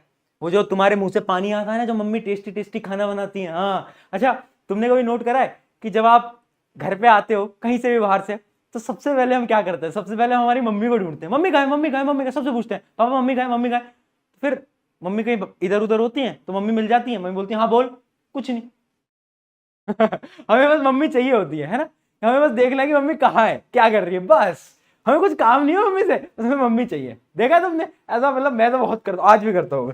ठीक है, तो अगला क्वेश्चन देखते हैं। In human alimentary canal the specific enzyme juice is secreted in the location. देखो 3 लोकेशन दे रखी है डायग्राम में। पहली है लोकेशन नंबर 1, ये माउथ। माउथ में क्या होता है? Salivary amylase. दूसरी लोकेशन ये है, ये क्या था बेटा? लिवर। लिवर क्या करता था? लिवर बाइल जूस सेक्रेट करता था। ये है पेनक्रियास। पेनक्रियास 3 एंजाइम सेक्रेट करता था। तो अब ऑप्शंस को मैच कर लो। पहला आएगा अमाइलेज, अमाइलेज, दूसरा आएगा बाइल जूस और तीसरा ट्रिप्सिन। बहुत बढ़िया, तो आंसर इज बी। ऐसे क्वेश्चन भी आते हैं। अगला क्वेश्चन देखते हैं। In human being when the process of digestion is completed the protein, carbohydrate and fat are broken down into. किसमें टूटते हैं? प्रोटीन तो अमीनो एसिड के अंदर टूटते हैं, कार्बोहाइड्रेट ग्लूकोज के अंदर टूटते हैं और फैट्स किसके अंदर टूटते हैं? Fatty acid and glycerol. तो ऑप्शन नंबर बी। चलिए भाई अगला, ये थ्योरेटिकल सवाल है और ये तो तुम्हें पता ही है। State the role of the following, hydrochloric acid, bile juice और पेप्सिन। मुझे बताने की जरूरत नहीं है भाई। हाइड्रोक्लोरिक एसिड क्या करता था? 2 काम, जर्म्स को मारता है, एसिडिक एनवायरनमेंट देता है ताकि पेप्सिन काम कर पाए। पेप्सिन क्या करता है? प्रोटीन को तोड़ता है। बाइल जूस क्या करता था? 2 काम, बाइल जूस लिवर सेक्रेट करता था। 2 काम, इमल्सिफिकेशन ऑफ फैट और खाने को एल्कलाइन, बेसिक बेसिक। हाँ, बहुत बढ़िया। कहानी याद रखना, 2 गुंडों की कहानी। ये बहुत इंपॉर्टेंट है, ये पेपर में बार बार पूछा गया, इंपॉर्टेंट। विलाय क्या होते हैं? Finger like projection present at small intestine. Why are they located in human body? क्यों होते हैं? इनका काम क्या है? अब्सॉर्ब करना, डाइजेस्टेड फूड को ब्लड में ले जाना। How do they help in absorption in food, तो आपको बताना है कैसे मदद करते हैं। तो एक तो सरफेस एरिया को इंक्रीज कर देते हैं क्योंकि इनकी फिंगर लाइक प्रोजेक्शन है ना, और दूसरा क्या करते हैं, इनके अंदर बहुत सारी ब्लड वेसल्स होती हैं तो ये खाने को डायरेक्टली ब्लड के अंदर, मतलब डाइजेस्टेड फूड को ब्लड के अंदर डाल देते हैं। चलिए बहुत बढ़िया। एक last question, complete the following chart, आपको बस ये चार्ट कंप्लीट करना है, ये आपका होमवर्क है, ये आप खुद मुझे बताओगे कमेंट्स के अंदर। गैस्ट्रिक ग्लैंड की बात हो रही है, गैस्ट्रिक ग्लैंड तीन चीजें सेक्रेट करता है, ए बी सी। क्या करता है गैस्ट्रिक ग्लैंड, क्या है, स्टमक, स्टमक क्या, तीन भाई, तीनों तो भाई, ये तुम्हारा होमवर्क है। चलिए दोस्तों आगे बढ़ते हैं अगले टॉपिक की तरफ जो कि है ब्रीथिंग या फिर रेस्पिरेशन। देखो भाई अगली जो चीज है वो रेस्पिरेशन है वैसे तो, क्योंकि अगला लाइफ प्रोसेस रेस्पिरेशन होता है दोस्तों, लेकिन ध्यान से समझना, ब्रीथिंग और रेस्पिरेशन अलग अलग है। ब्रीथिंग क्या है, ब्रीथिंग, रेस्पिरेशन क्या है, रेस्पिरेशन है ये जो हमने ब्रीथ करा ना ऑक्सीजन, इसकी मदद से एनर्जी को प्रोड्यूस करना। यानी ब्रीथिंग तो हम कर रहे हैं बट रेस्पिरेशन हमारे सेल कर रहे हैं, हर एक सेल रेस्पिरेशन करता है। तुम्हें याद हो, तुम्हें एक ही लाइन याद होगी 9th क्लास की, mitochondria is the powerhouse of the cell, है ना, कोई भी पूछ ले ये mitochondria is the powerhouse of the cell, है ना, वो आता है। मेरी भी आदत थी स्कूल के अंदर ना, लोगों को ऐसा लगता था कि मैं बैक बेंच पे बैठता था, तो ना ऐसा लगता था मेरे टीचर्स को कि ये पढ़ने वढ़ने में अच्छा नहीं होगा, तो मैं बैक बेंच पे बैठता था, दोस्तों के साथ मजे मस्ताक करता था, बट मुझे पसंद थी साइंस वगैरह, तो मेरे मार्क्स अच्छे आते थे। तो एक बार क्या हुआ, टीचर ने मुझे देखा और बुलाया कि खड़े हो, बोर्ड पे सॉल्व करने हैं। अब टीचर को लगा था मुझे नहीं आता होगा, मैं आया, खड़ा हुआ, चौक पकड़ा, सारा का सारा आंसर बोर्ड पे लिखा और मैं मुड़ा। सर बोले ठीक है पढ़ने में ठीक हो बट मस्ती मजाक ज्यादा करते हो तो भाई बैक बेंचर्स का भी और आए, देखो बैक बेंचर्स का भी और आए, ठीक है। हाँ तो देखो ब्रीथिंग और रेस्पिरेशन में क्या डिफरेंस है, ये पहले तो डिफरेंस समझ लो, वेरी इंपॉर्टेंट। ब्रीथिंग क्या है, एक प्रकार का फिजिकल प्रोसेस है, सांस लेना बाहर छोड़ना। एक इनहेलेशन होता है, सांस को अंदर लेना, एक्सहेलेशन यानी सांस को बाहर निकालना। और रेस्पिरेशन एक बायोकेमिकल प्रोसेस है, यानी आपके सेल्स करते हैं बेटा, एक केमिकल प्रोसेस है।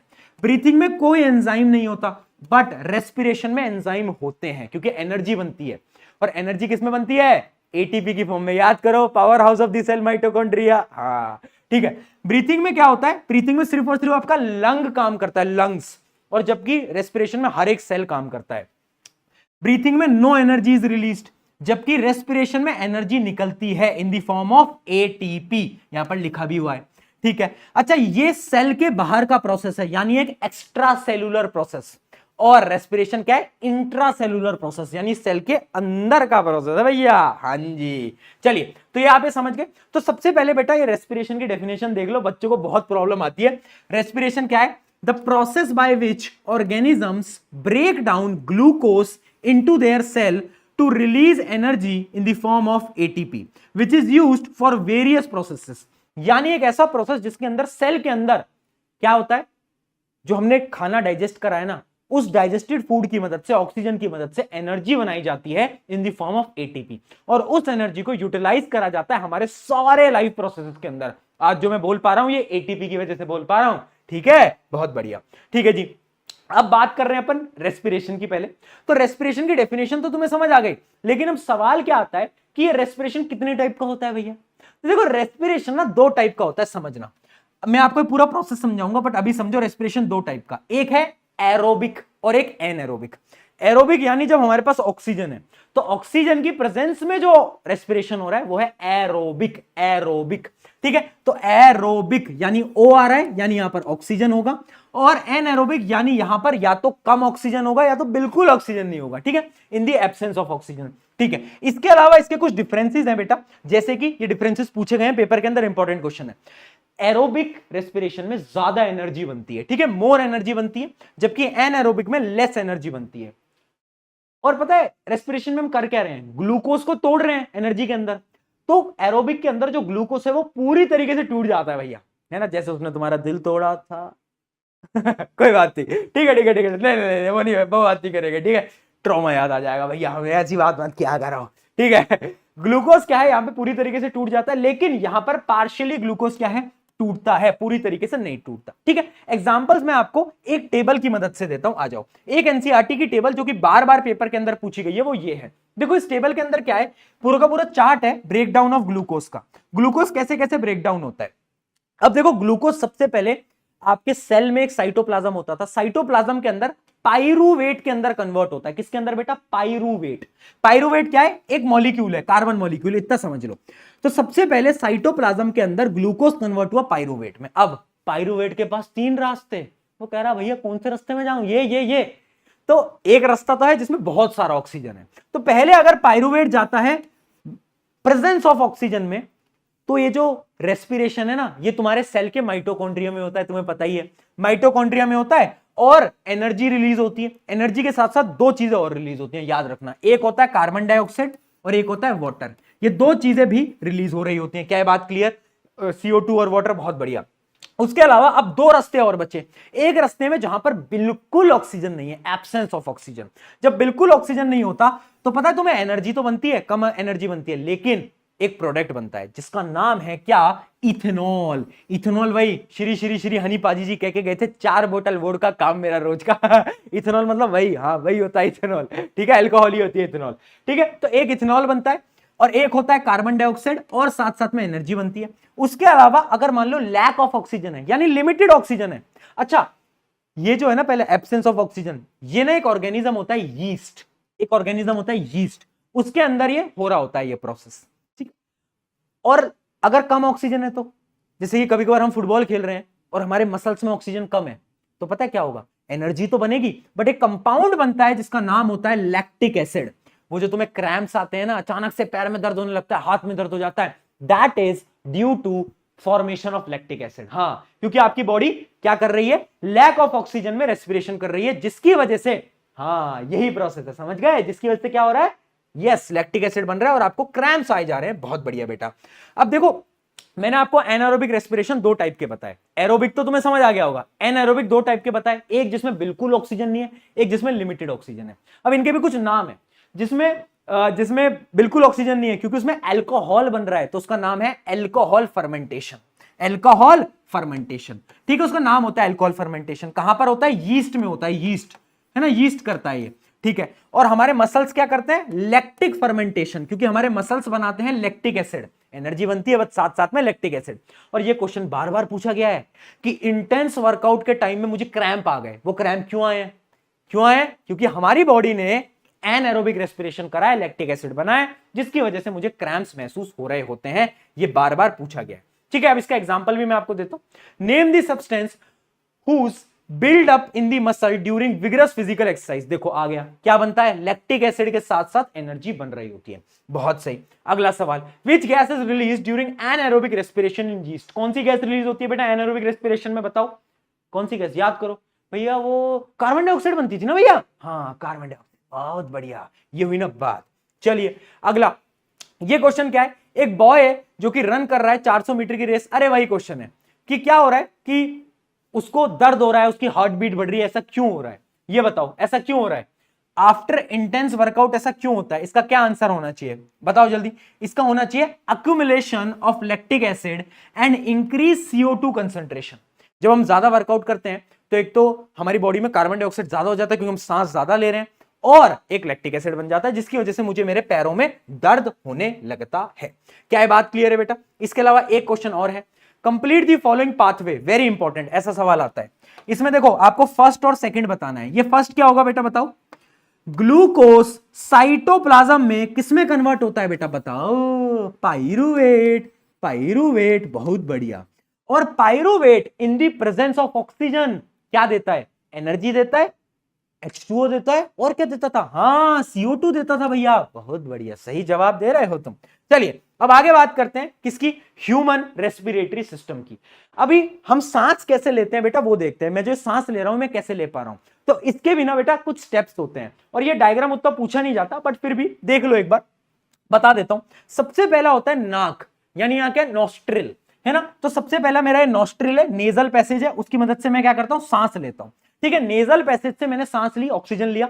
अब सबसे पहले क्या आता है? सबसे पहले आता है बेटा फेरिंग्स। पहले आता है फेरिंग्स, फिर आता है लैरिंग्स। बच्चे कंफ्यूज होते हैं कि पहले लैरिंग्स आता है पहले फेरिंग्स आता है। मैं एक ट्रिक दे रहा हूं, PL ट्रिक, यानी प्रॉफिट लॉस, प्रॉफिट लॉस, ऐसे याद कर लो। तो पहले P वाला आएगा यानी फेरिंग्स, फिर आएगा लैरिंग्स। अब ये जो फेरिंग्स होता है ना, इसी को हम बोलते हैं वॉइस बॉक्स। ये जो मैं बोल पा रहा हूं ना मेरे गले में डिंग डिंग डिंग डिंग डिंग डिंग डिंग डिंग, हाँ ये क्या है? Voice box. ठीक है। वॉइस बॉक्स के बाद ये जो तुम देख पा रहे हो ये होता है ट्राकिया। क्या होता है बेटा? ट्राकिया। अब ट्राकिया पे कुछ रिंग्स होती हैं जिनको मैं बोलता हूं रिंग्स ऑफ कार्टिलेज। अब ये रिंग ऑफ कार्टिलेज पता है क्या करती हैं? It prevents trachea from collapsing. अगर ये रिंग नहीं होंगी ना तो ऐसे गिर जाएगा, ऐसे गिर जाएगा। ठीक है, तो ये बहुत जरूरी चीज है। ठीक है भाई, अब ट्रैकिया से सांस अंदर जाती है और यहां पर क्या होता है, दो चीजों में डिवाइड हो जाता है जिसको हम बोलते हैं ब्रोंकाई। ये जो दो लंग्स में जा रहे हैं ना, इसको हम बोलते हैं ब्रोंकाई। ठीक है, अब ब्रोंकाइस आगे जाके ऐसे डिवाइड होते जाते हैं किसके अंदर? ब्रोंक्यूल्स के अंदर। किसके अंदर? ब्रोंक्यूल्स। और हर ब्रोंक्यूल के एंड पे एक अंगूर का गुच्छा देखा है? अंगूर का गुच्छा, उसकी तरह एक गुच्छा होता है जिसको हम बोलते हैं क्या? Alveolar sac. क्या बोलते हैं? Alveolar sac. यानी उसमें प्रेजेंट है क्या? एल्वोलाई। क्या प्रेजेंट है? एल्वोलाई, है ना। एल्वोलाई क्या है उसके बारे में भी बात कर रहे हैं। ठीक है जी, तो क्या आपको समझ आया? नॉस्ट्रिल सांस ली, नेजल पैसेज जहां से अंदर जा रहा है, फिर आया फेरिंग्स, पहला फेरिंग्स, दूसरा लेरिंग्स। लेरिंग्स क्या होता है? Voice box. फिर आता है ट्रैकिया। ट्रैकिया में क्या है? रिंग ऑफ कार्टिलेज, जो कि क्या करता है? कीप्स दी एयरवे ओपन, यानी इसी की वजह से हम सांस ले पाते हैं। ठीक है, उसके बाद क्या आता है? ब्रोंकाई। लेफ्ट में राइट में एक ब्रोंकाई के आगे जाके आता है ब्रोंक्यूल्स, और ब्रोंक्यूल्स के एंड पे आता है एक पूरा का पूरा गुच्छा। और अगर मैं एक अंगूर की बात करूं, यानी मैं बात कर रहा हूं एक एल्वोलाई की। ठीक है, अब ये एल्वोलाई क्या है भैया? ये आता है सबसे इंपॉर्टेंट। अब ये आ रहा है सबसे इंपॉर्टेंट। ये क्या है पता है तुम्हें? जब तुम ऑक्सीजन अंदर ले रहे हो और तुम CO2 को बाहर छोड़ रहे हो, तुम पता है कैसे छोड़ पा रहे हो? एल्वोलाई की मदद से। यही कर रहा है, यही है भाई जो कि ये काम कर रहा है। अब तुम बोलोगे भैया कैसे कर रहा है, समझ नहीं आया। देखो एल्वोलाई क्या करता है ना, एल्वोलाई एक बड़ी इजी सी ट्रिक यूज करता है। एल्वोलाई पहले मैं आपको बताता हूं, it is a tiny balloon like structure. जैसे कि मान लो ये है एल्वोलाई। अब एल्वोलाई ना, सबसे पहले इसकी प्रॉपर्टी है कि ये बड़ा पतला होता है और इसमें एक ब्लड वेसल जारी होती है, ऐसी एक ब्लड वेसल होती है। ब्लड कौन सा है? वो ब्लड जिसके पास कार्बन डाइऑक्साइड है। तो ये क्या करता है? उस ब्लड से बोलता है ओए अपना कार्बन डाइऑक्साइड मुझे दे दे, और मेरा ये जो ऑक्सीजन है वो तू ब्लड में रख ले। यानी हमारे खून में डायरेक्टली ऑक्सीजन पहुंच जाता है और हम कार्बन डाइऑक्साइड को बाहर छोड़ देते हैं। कौन कर रहा है? ये एल्वोलाई कर रहा है। अब तुम्हारे मन में सवाल आ रहा होगा कि ठीक है मान गए alveoli are the site of gas exchange, हम मान गए भैया यहां पर एक्सचेंज हो रहा है गैसेस का, पर कैसे हो रहा है? ये कैसे पॉसिबल है? ऐसा क्या जादू है? तो इसके लिए आपको पढ़नी पड़ेगी एक प्रेम कहानी। एक प्रेम कहानी पढ़ेंगे हम। किसकी? एक प्रेम कहानी है हीमोग्लोबिन और ऑक्सीजन की। देखो हीमोग्लोबिन क्या है? एक रेस्पिरेटरी पिगमेंट है। याद रखना हीमोग्लोबिन क्या होता है? आयरन कंटेनिंग प्रोटीन, यानी एक पिगमेंट है जिसको हम रेस्पिरेटरी पिगमेंट भी बोलते हैं। ठीक है, ये हमारे ब्लड के आरबीसी यानी रेड ब्लड सेल, इसके बारे में आगे पढ़ेंगे भी, उसमें प्रेजेंट होता है। अब इसका ना एक प्रेम है, इसका प्यार है, इसका प्यार है ऑक्सीजन से। तो याद रखना क्या है इसका मेन प्यार? कौन है इसका मेन प्यार? है ऑक्सीजन। इसको ऑक्सीजन से बड़ा प्यार है। तो अब क्या हुआ कि देखो ये अपना एल्वोलाई था, यहां से एक ब्लड वेसल जा रही थी, अब यहां पर ऑक्सीजन है, इस खून को दिखा ऑक्सीजन ऑक्सीजन, इसने बोला हीमोग्लोबिन ने, हीमोग्लोबिन मुझे ऑक्सीजन चाहिए, मेरा CO2 ले लो। प्रेम कहानी है। तो इसने CO2 दे दिया वापस एल्वोलाई में और ऑक्सीजन को अपने पास रख लिया। यानी जो गैसेस एक्सचेंज हो पा रहा है ये हो पा रहा है हीमोग्लोबिन की वजह से। इसी वजह से हम हीमोग्लोबिन को बोलते हैं रेस्पिरेटरी पिगमेंट। याद रखना रेस्पिरेटरी पिगमेंट, बहुत बढ़िया। ठीक है, तो पूरा का पूरा प्रोसेस है बेटा, इसको रीड आउट कर लेना आप कि oxygen from alveolar air diffuses into blood capillaries. ठीक है, carbon dioxide from blood diffuses into alveoli, यानी एल्वोलाई के अंदर CO2 आ गया है। अब क्या होता है जब हम एक्सेल करते हैं, सांस छोड़ते हैं, तो वो CO2 बाहर निकल जाती है। ये पूरा का पूरा प्रोसेस है। ये एल्वोलाई, ये देखो ब्लड, ब्लड के पास क्या था? CO2, इधर दे दिया, ऑक्सीजन को अंदर ले लिया। किसकी वजह से लिया? हीमोग्लोबिन की वजह से। चलिए, यानी सारा गेम यहां पर किसका है? हीमोग्लोबिन का है। चलिए, तो एल्वोलाई की क्या प्रॉपर्टीज हम समझ गए? दो प्रॉपर्टीज है, एक तो बहुत ज्यादा पतला होता है, थिन होता है, और इसमें एक ब्लड वेसल होती है जिसकी मदद से ये एक्सचेंज कर पाता है। बहुत सही बेटा। अब देखो हमारे लंग में ना इसके अलावा नीचे की तरफ में एक, ये तो चेस्ट है, रिब केज है, ये हड्डियां रिब केज, और एक नीचे की तरफ में एक मसल होता है जिसको हम बोलते हैं डायफ्राम। क्या बोलते हैं? एक मसल होता है जिसको हम बोलते हैं डायफ्राम। ये जो मसल तुम देख पा रहे हो ना, ये डायफ्राम है। अब तुम समझना डायफ्राम ऐसे रहता है। अब तुम इनहेल करो, सांस को अंदर लो बेटा, जल्दी से सांस अंदर लो। यानी डायफ्राम नॉर्मली कर्व्ड रहता है, बट जब हम इनहेल करते हैं तो वो सीधा हो जाता है, फ्लैट हो जाता है, और जब हम एक्सहेल करते हैं तो वापस से कर्व्ड हो जाता है। और यही चीज याद करने की है, जब हम इनहेल करते हैं ना तो क्या क्या होता है? पहला तो रिब केज बाहर आता है, रिबकेज देखो बाहर आएगा। उसके अलावा डायफ्राम हमारा फ्लैट हो जाता है, एकदम सीधा हो जाता है, मैंने आपको बताया। उसके अलावा जो चेस्ट की कैविटी है, यानी जो चेस्ट का साइज है, वो मेरा इंक्रीज कर जाता है। और जब मैं एक्सेल करता हूं तब क्या होता है, एक्सेल में जो रिब है वो डाउन जाता है। डायफ्राम क्या होता है, रिलैक्स करता है। डायफ्राम ऐसा रहता है, इनहेल करूंगा तो सीधा हो जाएगा, फ्लैट हो जाएगा, ठीक है, इस पे एमसीक्यू आता है। और चेस्ट कैविटी यानी जो चेस्ट का साइज है वो कम हो जाता है ना, चेस्ट का साइज कम हो जाता है एक्सेल के टाइम पे। क्या ये चीज बेटा समझ आई, जल्दी बताओ। क्या हमें सारा कॉन्सेप्ट ये समझ आ चुका है? तो हम कुछ क्वेश्चन देखते हैं फटाफट से, उससे आपको क्लैरिटी मिलेगी। Give the reason ring of cartilage are present in throat. Ring of cartilage क्या करते हैं, prevent windpipe from collapsing, यानी इसका काम क्या है, ये कोलैप्स से बचाता है। Lung always contain residual volume of air, यानी लंग के पास ना कुछ वॉल्यूम हमेशा रहती है। जब तुम एक्सेल कर देते हो ना, उसके बाद भी थोड़ा सा उसके अंदर होता है, मतलब एयर रहती है, सारी एयर बाहर नहीं आती। क्यों नहीं आती समझना, to allow continuous exchange of gas and prevent lung collapse. अगर सारी हवा बाहर चली जाएगी ना तो लंग पिचक जाएगा, लंग कोलैप्स कर जाएगा, ठीक है। अगला, the diaphragm flattens and rib are lifted up when we breathe in. Obviously बात है, क्यों होता है ये, ताकि चेस्ट का साइज बढ़ सके और ज्यादा एयर को अंदर ले पाए, ठीक है। Walls of alveoli contain extensive network of blood vessel, क्यों, to exchange CO2 and oxygen. क्या करना है, एल्वोलाई को ऑक्सीजन देना है, CO2 लेना है, ठीक है, बहुत बढ़िया। क्या है बात समझ में आई? अगला देखते हैं, Why is respiratory pigment needed in multicellular organism? Very important question. Respiratory pigment क्या है, हीमोग्लोबिन। हीमोग्लोबिन क्यों इंपॉर्टेंट है हमारे अंदर, बिकॉज हीमोग्लोबिन गैस एक्सचेंज में काम आता है। अगर हीमोग्लोबिन नहीं होगा ना तो तुम्हारे ब्लड में ऑक्सीजन नहीं होगा, तो इसलिए हीमोग्लोबिन इज वेरी इंपॉर्टेंट, ठीक है। तो जो मल्टी सेलुलर ऑर्गेनिजम्स होते हैं उनके अंदर हीमोग्लोबिन बहुत इंपॉर्टेंट होता है, जो कि ब्लड के अंदर प्रेजेंट होता है। इसके बारे में भी हम डिटेल में आगे भी पढ़ेंगे जब हम ट्रांसपोर्टेशन स्टार्ट करेंगे। चलिए अगला क्वेश्चन, अभी उसके बारे में पढ़ लेंगे। अगला, describe the exchange of gases in alveoli. Alveoli कैसे करता है बेटा एक्सचेंज ऑफ गैसेस, याद करो याद करो याद करो फटाफट, कैसे करता है। And why are alveoli richly supplied with blood vessel. अब देखो एल्वोलाई कैसे करता है, पॉइंट टू पॉइंट याद रखना। Each alveoli is surrounded by network of thin walled blood capillaries, यानी पतली पतली ब्लड कैपिलरीज होती है, ठीक है।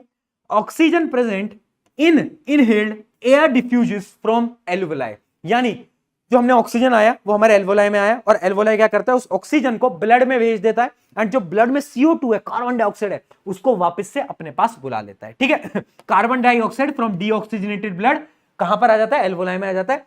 फिर क्या होता है, एल्वोलाई एक्सेल के टाइम पे वो एल्वोलाई से बाहर आता है, लंग्स में आता है, और हम एक्सेल कर देते हैं। तो पूरा का पूरा क्या है प्रोसेस है, याद रखना, इट इज वेरी इंपॉर्टेंट, है ना। ये बार बार पूछा गया है कि एल्वोलाई कैसे काम करता है। चलिए ये हो गया एनिमल्स के रेस्पिरेशन की बात खत्म, है ना। और एक लाइन याद आ गई मुझे, क्या कि एक बहुत प्यारी लाइन है कि ले चल मुझे दूर कहीं, ले चल मुझे दूर कहीं, जहां तू मुस्कुराए मेरी मंजिल है वहीं। अरे बेटा पढ़ ले, पीछे देख तेरी मम्मी है खड़ी, पढ़ ले पेपर है तेरा। अगला, रेस्पिरेशन इन प्लांट के बारे, शायरी वारी नहीं पढ़ाई। रेस्पिरेशन इन प्लांट क्या है, क्या प्लांट भी रेस्पिरेशन करते हैं, बिल्कुल करते हैं। कैसे करते हैं, अरे एक्सचेंज तो करते हैं ना, रेस्पिरेशन नहीं करते बट ब्रीथिंग तो करते हैं, गैसेस का एक्सचेंज तो करते हैं। कैसे करते हैं, देखो बेटा, पहली चीज स्टोमेटा की मदद से बता चुका हूं, ठीक है। उसके अलावा याद रखना कुछ पोर्स होते हैं प्लांट के पास, कुछ पोर्स होते हैं जिनको हम बोलते हैं लेंटिसेल्स। उनकी स्टेम, जो स्टेम होती है प्लांट की, उसमें कुछ पोर्स होते हैं जिनको हम बोलते हैं लेंटिसेल, उनकी मदद से वो गैसेस को एक्सचेंज करते हैं। उसके अलावा रूट की मदद से भी, generally surface of the root की मदद से भी गैसेस को एक्सचेंज करते हैं। अब प्लांट क्यों गैसेस को एक्सचेंज कर रहे हैं दो काम, एक तो फोटोसिंथेसिस करना है, दूसरा इनको भी रेस्पिरेशन करना है। भाई एनर्जी तो इनको भी बनानी है ना, तो रेस्पिरेशन तो ये भी करेंगे, ठीक है। अब यहां पर एक बड़ा अच्छा इंटरेस्टिंग सवाल आता है कि जब दिन हो रहा होता है तो प्लांट दोनों प्रोसेसेस करता है, देखो फोटोसिंथेसिस भी करता है, रेस्पिरेशन भी करता है। पर जैसी रात होती है तो जिंदा रहने के लिए रेस्पिरेशन तो करना पड़ेगा, है ना, एनर्जी तो बनानी पड़ेगी। लेकिन रात को सिर्फ और सिर्फ रेस्पिरेशन कर सकता है, फोटोसिंथेसिस नहीं कर सकता, क्योंकि सूरज की रोशनी नहीं है। कैसे करेगा फोटोसिंथेसिस, तो याद रखना जो प्लांट्स होते हैं वो दिन में तो ऑक्सीजन देते हैं, क्यों, क्योंकि फोटोसिंथेसिस में बहुत सारी ऑक्सीजन बनती है, बट रात को क्योंकि वो सिर्फ रेस्पिरेशन करते हैं। और रेस्पिरेशन में क्या बनता था बेटा, याद करो, CO2 बनता है ना, एनर्जी, H2O CO2, यस। इस वजह से प्लांट रात को CO2 रिलीज कर रहे होते हैं, है ना। तो एक ऐसे क्वेश्चन आता है, which of the following statement is true about respiration in plant, इनमें से कौन सी स्टेटमेंट ट्रू है? तो डी ऑप्शन पढ़ोगे, both photosynthesis and respiration occur in the leave during day, दोनों चीजें होती हैं, ठीक है। इसके अलावा हाउ डू फिशेस ब्रीथ, ये भी एक छोटा सा सवाल आ जाता है। ये आता है सवाल कि फिशेस ना, फिशिंग की जो ब्रीथिंग रेट है, जो मछली होती है उसकी जो ब्रीथिंग रेट है वो ज्यादा होती है एनिमल्स के कंपैरिजन में, ऐसा क्यों? अरे सिंपल है यार, पानी में ऑक्सीजन कम है तो उसे ज्यादा पानी को बार बार लेना पड़ेगा ताकि उस पानी से वो ऑक्सीजन खींच पाए, क्योंकि रेस्पिरेशन तो उसको भी करना है ना रे बीड़ू, रेस्पिरेशन करना जरूरी है, ठीक है, बहुत बढ़िया। तो पहले याद रखना, फिशेस यूज गिल, उसके पास एक स्पेशलाइज्ड ऑर्गन होता है, जैसे हमारे पास लंग होता है उनके पास गिल होता है, to absorb dissolved oxygen from the water. अब इसमें ये जो सवाल आता है वो मैं आपको बता रहा हूं, why do aquatic organism have faster breathing rate? इसका सिंपल सा आंसर है, because water has less dissolved oxygen, come oxygen है यार पानी में एयर के कंपैरिजन में, तो बार बार ब्रीथ करना पड़ेगा ना यार। तो याद रखना इनके पास एक स्पेशलाइज्ड ऑर्गन होता है जिसको हम बोलते हैं गिल। चलिए अब यहां पर रेस्पिरेशन होता है खत्म, एंड लेट अस स्टार्ट अगला टॉपिक जो कि है ट्रांसपोर्टेशन। अब हम करेंगे बात दिल की, दिल से, दिल की बात दिल से करते हैं, मैं बस पानी भी आता हूं। चलो अब तुम सोच रहे होगे कि ये ट्रांसपोर्टेशन क्या होता है। देखो ट्रांसपोर्टेशन भी लाइफ प्रोसेस है। अभी तक हमने दो लाइफ प्रोसेस पढ़ लिए हैं, एक था न्यूट्रिशन और एक था रेस्पिरेशन। एक बार समराइज कर लेते हैं। न्यूट्रिशन क्या था? जिसके अंदर हमें खाना खाना था और एनर्जी को ऑब्टेन करना था। कैसे? हमने माउथ से स्टार्ट करा, माउथ में क्या था? सलाइवरी अमाइलेज, बहुत बढ़िया। ईसोफेगस, जिसमें से क्या गया? पेरिस्टाल्टिक मूवमेंट करके खाना पेट तक गया। फिर आया स्टमक, स्टमक के पास कहते हैं तीन भाई तीनों तबाई, एचसीएल, म्यूकस और पेप्सिन, बहुत बढ़िया, तीनों के काम याद रखना। उसके अलावा फिर खाना नीचे जा ही रहा था, तभी उसे मिल जाते हैं दो गुंडे। पहला गुंडा कौन था? एक था लिवर, एक था पैनक्रियास। लिवर ने दो काम करे, लिवर ने बाइल जूस सेक्रेट करा था और दो काम करे थे, याद है क्या? क्या करा था? इमल्सिफिकेशन ऑफ फैट और खाने को एल्कलाइन बनाया था, यानी बेसिक बनाया था। उसके बाद इस गुंडे ने, दूसरे गुंडे ने, पैनक्रियाज ने बोला कि अब मुझे तीन काम करने पड़ेंगे, तो उसने तीन एंजाइम रिलीज करे थे, अगर तुम्हें याद हो तो ट्रिप्सिन, लाइपेस और पेनक्रियाटिक अमाइलेस। फिर खाना जाता था स्मॉल इंटेस्टाइन में, जहां पर क्या थे? विलाय, फिंगर लाइक स्ट्रक्चर, वो खाने को ऑब्जॉर्ब कर लेते थे, और जो वेस्ट था वो लार्ज इंटेस्टाइन में, लार्ज इंटेस्टाइन से एनस में। ये तो था ह्यूमन न्यूट्रिशन। और फिर हमने पढ़ा रेस्पिरेशन। रेस्पिरेशन में गेम याद रखना, गेम है कहां का? आपकी लंग्स का। लंग्स के अंदर क्या होता है? एल्वोलाई। एल्वोलाई में क्या होता है? Blood vessel. और ब्लड के अंदर क्या है? हीमोग्लोबिन, जो कि है रेस्पिरेटरी पिगमेंट। वो क्या करता है? ऑक्सीजन को अपने पास बुला लेता है, जिसकी मदद से आपका जो डीऑक्सीजनेटेड ब्लड था वो वापस से ऑक्सीजनेटेड हो जाता है। तो ये पूरी की पूरी कहानी अभी तक की रही है। अब हम बढ़ रहे हैं ट्रांसपोर्टेशन, अगला लाइफ प्रोसेस। देखो ट्रांसपोर्टेशन के अंदर भी ना तीन चीजें हैं, तीन भाई हैं यहां पर भी। कौन कौन से भाई? सबसे पहले भाई की अगर मैं बात करूं तो वो है blood. Blood is a tissue, blood is a connective tissue, ठीक है। ट्रांसपोर्ट करने के सबसे इंपॉर्टेंट कौन है? ब्लड। उसके अलावा ब्लड वेसल्स, जिसमें से कि ये खून जाने वाला है, और लास्ट आ जाता है दिल, है ना। और दिल ने ये कहा है दिल से, दिल ने ये कहा है दिल से, तुम्हारा कट रहा है फिर से, ठीक है। तो दिल का काम क्या है? दिल का काम है पंप करना, कुछ और नहीं। अरे भैया नहीं, मैंने दिल दे दिया, ये कर दिया, नहीं, दिल का काम पंप करना है। अगर तुमने किसी को दिल दिया तो तुम भी खल्लास, एकदम खल्लास। तो सबसे पहले ट्रांसपोर्टेशन क्या है? Transportation in living organism refers to the process of moving food, water, oxygen and other essential material to different part of the body. अलग अलग पार्ट्स में हमें खाना वाना सब कुछ ले जाना है। कौन काम करेगा? ये तीन भाई यहां पर काम करने वाले हैं। Heart is a pumping organ बेटा, किसी को दिल मत दो, और अगर किसी को दिल दिया भी है तो देख लो, तुम उसको आयुषी मान रहे हो, क्या पता वो तुम्हारे बगल वाला दोस्त आयुष निकल जाए। क्या पता वही फेक आईडी बना के तुमसे चैट कर रहा है, तो पता भी कर लो, ठीक है। हाँ, तो क्या है काम? बहुत बढ़िया, दिल का। दिल के बारे में डिटेल में पढ़ेंगे, बहुत इंपॉर्टेंट है। पहले स्टार्ट करते हैं ब्लड से। ब्लड क्या है बेटा? देखो ब्लड एक प्रकार का कनेक्टिव टिश्यू है, 9th क्लास में आपने पढ़ा भी होगा। ओहो 9th क्लास में तो तुमने पढ़ाई नहीं करी, कोई बात नहीं, ठीक है। एक प्रकार का कनेक्टिव टिश्यू है, इसका रंग लाल होता है, रेड कलर होता है। क्यों? क्योंकि इसके अंदर एक रेस्पिरेटरी पिगमेंट है, जिसकी कहानी चर्चे हमने सुन ली है, जिसका नाम क्या है? रेस्पिरेटरी पिगमेंट कॉल्ड हीमोग्लोबिन, ठीक है, जो कि रेड ब्लड सेल के अंदर मिल रहा होता है। तो देखो ब्लड के फंक्शन बताने से पहले, ब्लड के फंक्शन तुम्हें क्लियर हो जाएंगे अगर तुमने ब्लड के पार्ट समझ लिए तो। बेसिकली ब्लड के कितने पार्ट होते हैं? तीन पार्ट्स होते हैं। सबसे पहला पार्ट क्या है? ब्लड प्लाज्मा, यानी जो लिक्विड पार्ट है ना ब्लड के अंदर, जिस वजह से ब्लड मूव कर पाता है, वो क्या है? ब्लड का प्लाज्मा। इसका जो कलर होता है ना, वैसे इसका कलर थोड़ा सा पेल येलो टाइप का होता है, और इसके अंदर क्या होता है? फ्लूइड मीडियम कैरिंग न्यूट्रिएंट्स, यानी ये न्यूट्रिएंट, वेस्ट, सब कुछ इसके अंदर होता है प्लाज्मा के अंदर, ठीक है। अब आते हैं ब्लड सेल्स, यानी ब्लड कॉर्पुसेल्स। दो टाइप के ब्लड कॉर्पसेल्स होते हैं, आपको पता भी होगा, आरबीसी, आरसीबी नहीं आरबीसी ठीक है, आरसीबी फैंस, हाँ डब्ल्यूबीसी, ठीक है। तो एक होता है रेड ब्लड सेल और एक होता है व्हाइट ब्लड सेल। देखो रेड ब्लड सेल क्या करता है, इसके चर्चे हमने सुन लिए कि इसके अंदर होता है हीमोग्लोबिन, और हीमोग्लोबिन क्या करता है, ऑक्सीजन के ट्रांसपोर्ट के अंदर काम आता है, ऑक्सीजन और कार्बन डाइऑक्साइड दोनों के ट्रांसपोर्ट में काम आ रहा होता है, बहुत बढ़िया। अगला होता है व्हाइट ब्लड सेल, ये एक तरीके से वॉरियर है, ये क्या करता है, हमारी बॉडी को प्रोटेक्ट करता है, तो provides immunity, produce antibodies against diseases, diseases से लड़ने के काम आता है। और एक चीज और है, थर्ड चीज, जो कि है प्लेटलेट्स, वेरी इंपॉर्टेंट। कभी चोट लगी होगी तो कुछ दिनों में वो चोट भर जाती है, क्यों भर जाती है, ड्यू टू प्लेटलेट्स। यानी ये प्लेटलेट्स क्या है, हेल्प इन ब्लड क्लॉटिंग, यानी कहीं पे चोट लगती है जो क्लॉटिंग हो जाती है ना, वो यही प्लेटलेट्स करा रहे हैं। तो ये ब्लड के सारे काम है। अब क्या तुम खुद फंक्शन नहीं लिख सकते ब्लड का, ब्लड के फंक्शन तुम खुद लिख सकते हो। अब तो पहला काम क्या हो गया ब्लड का, देखो पहला काम हो गया क्या, ट्रांसपोर्ट कराना, किसका transport, oxygen, nutrients, carbon dioxide, बहुत बढ़िया। दूसरा काम ऑक्सीजनेशन, यानी क्योंकि ब्लड के पास आरबीसी होता है, आरबीसी के पास हीमोग्लोबिन, हीमोग्लोबिन ऑक्सीजन को जोड़ लेता है, तो जो ऑक्सीजन की सप्लाई है सबसे इंपॉर्टेंट रोल उसमें ब्लड प्ले करता है, ठीक है, ब्लड बहुत जरूरी है, बहुत बढ़िया। अगला डिफेंस, यानी कोई भी डिसीज आएगा तो उससे कौन लड़ेगा, डब्ल्यूबीसी लड़ेगा, तो इम्यूनिटी भी प्रोवाइड कर रहा है। अगला है टेम्परेचर रेगुलेशन, हमारी बॉडी का जो टेम्परेचर रेगुलेट करता है ना, वो भी ब्लड करता है। एंड क्लॉटिंग, क्लॉटिंग भी मैंने आपको बता दिया, ब्लड प्लेटलेट्स ब्लड की क्लॉटिंग करते हैं। ये 5 पॉइंट बेटा याद रखना, बार बार पेपर के अंदर पूछा गया फंक्शन ऑफ ब्लड, और बच्चों को याद नहीं रहता, पर तुम्हें याद रहेगा, क्यों, क्योंकि तुम पीके भैया से पढ़ के आए हो ना। चलिए ये तो हो गया ब्लड के बारे में। अब आती है क्या, ब्लड वेसल्स।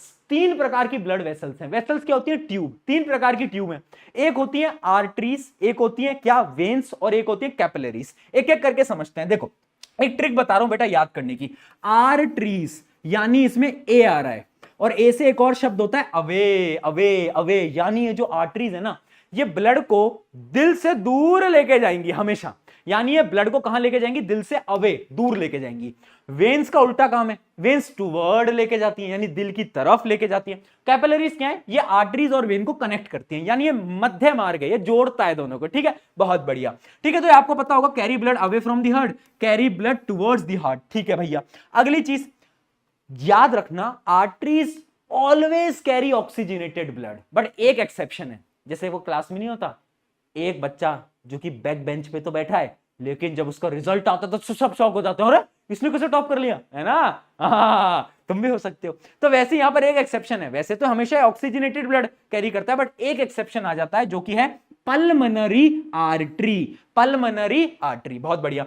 वेन भी हमेशा डीऑक्सीजनेटेड ब्लड कैरी करता है, यानी गंदा खून यानी CO2 वाला खून, बट यहां पर भी एक एक्सेप्शन है, वही सेम पल्मनरी वेन, ठीक है, बहुत बढ़िया। और कैपिलरीज तो दोनों को कैरी करता है, ठीक है, मतलब ऑक्सीजनेटेड डीऑक्सीजनेटेड दोनों के ब्लड को कैरी करता है, बहुत बढ़िया। अब देखो जो प्रेशर है ना बेटा, आर्टरीज में प्रेशर बहुत हाई होता है, ब्लड प्रेशर, क्यों, क्योंकि आर्टरीज दिल से खून को दूर लेके जा रहे हैं, और दिल कैसे धड़कता है, धक धक धक धक धक धक, है ना, तो जब एक खून को ऐसे ले जा रहे हैं ना, तो बहुत प्रेशर से खून आता है, यहां पर प्रेशर हाई, यहां पर लो, वहां पर भी लो, ठीक है। वॉल की थिकनेस, याद रखना आर्टरीज की वॉल की थिकनेस मोटी होती है, ये थिक होता है, ये थिन होता है, और वो तो वेरी थिन होता है। अब ये थिक क्यों होता है, क्योंकि इसको हाई प्रेशर के ब्लड को कैरी करना है, अगर ये पतला हुआ तो फट जाएगा भाई, अगर पतला पाइप हुआ तो फट सकता है ना, हाँ बहुत बढ़िया। अगली चीज है वॉल्व, याद रखना valve are only present in vein, vein में वॉल्व प्रेजेंट होते हैं। अब तुम पूछोगे भैया वॉल्व क्या करते हैं, इसमें बार बार क्वेश्चन पूछा गया है, देखना बेटा, ये होती है आपकी वेन, ठीक है। अब वेन में ना ऐसे वॉल्व प्रेजेंट होते हैं, ये क्यों होते हैं, खून मान लो आ रहा है आपके पैर से आपके दिल तक, अब ऐसा भी तो हो सकता है कि वो खून नीचे चला जाए, यानी खून उल्टा चला जाए और तुम्हारे दिल तक पहुंच ही ना पाए, इससे तुम्हारी डेथ हो जाएगी। तो उसी से प्रिवेंट करने के लिए वॉल्व लगे होते हैं, खून जैसे ऊपर आता है यहां पर खून लॉक हो जाता है, फिर आगे जाता है यहां पर लॉक हो जा सकता है, यानी वो खून नीचे नहीं जा सकता।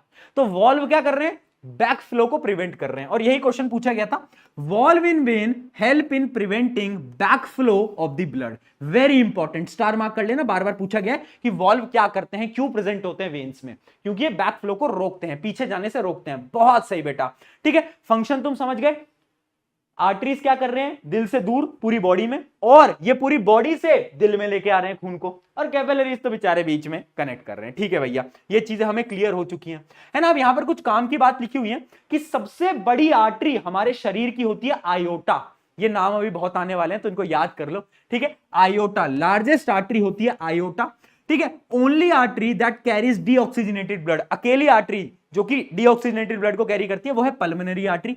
सिमिलरली सबसे बड़ी वेन आपके शरीर की कहलाती है वीना कावा। क्या? वीना कावा। और इकलौती ऐसी वेन जो कि ऑक्सीजनेटेड ब्लड को कैरी करती है वो कौन सी है? Pulmonary vein. ये एमसीक्यूज में पूछी जाती हैं चार चीजें, तो आपको याद रहना चाहिए। चलिए अब बढ़ते हैं फंक्शनिंग ऑफ हार्ट, दिल की बातें दिल से करते हैं। चलिए अब इसमें बड़ी एक इंपॉर्टेंट चीज आती है समझना, दिल कैसे काम करता है ना, दिल के कितने चैम्बर होते हैं, ये डायग्राम बहुत जरूरी है ना। कभी कभार पूछ लेते हैं, आजकल कम पूछा जा रहा है बट पूछ सकते हैं। मैं आपको एक सिंपल डायग्राम से समझाता हूं। देखो पहला दिल होता है, दिल के होते हैं भैया चार चैम्बर, चार चैम्बर बना लेना, ठीक है।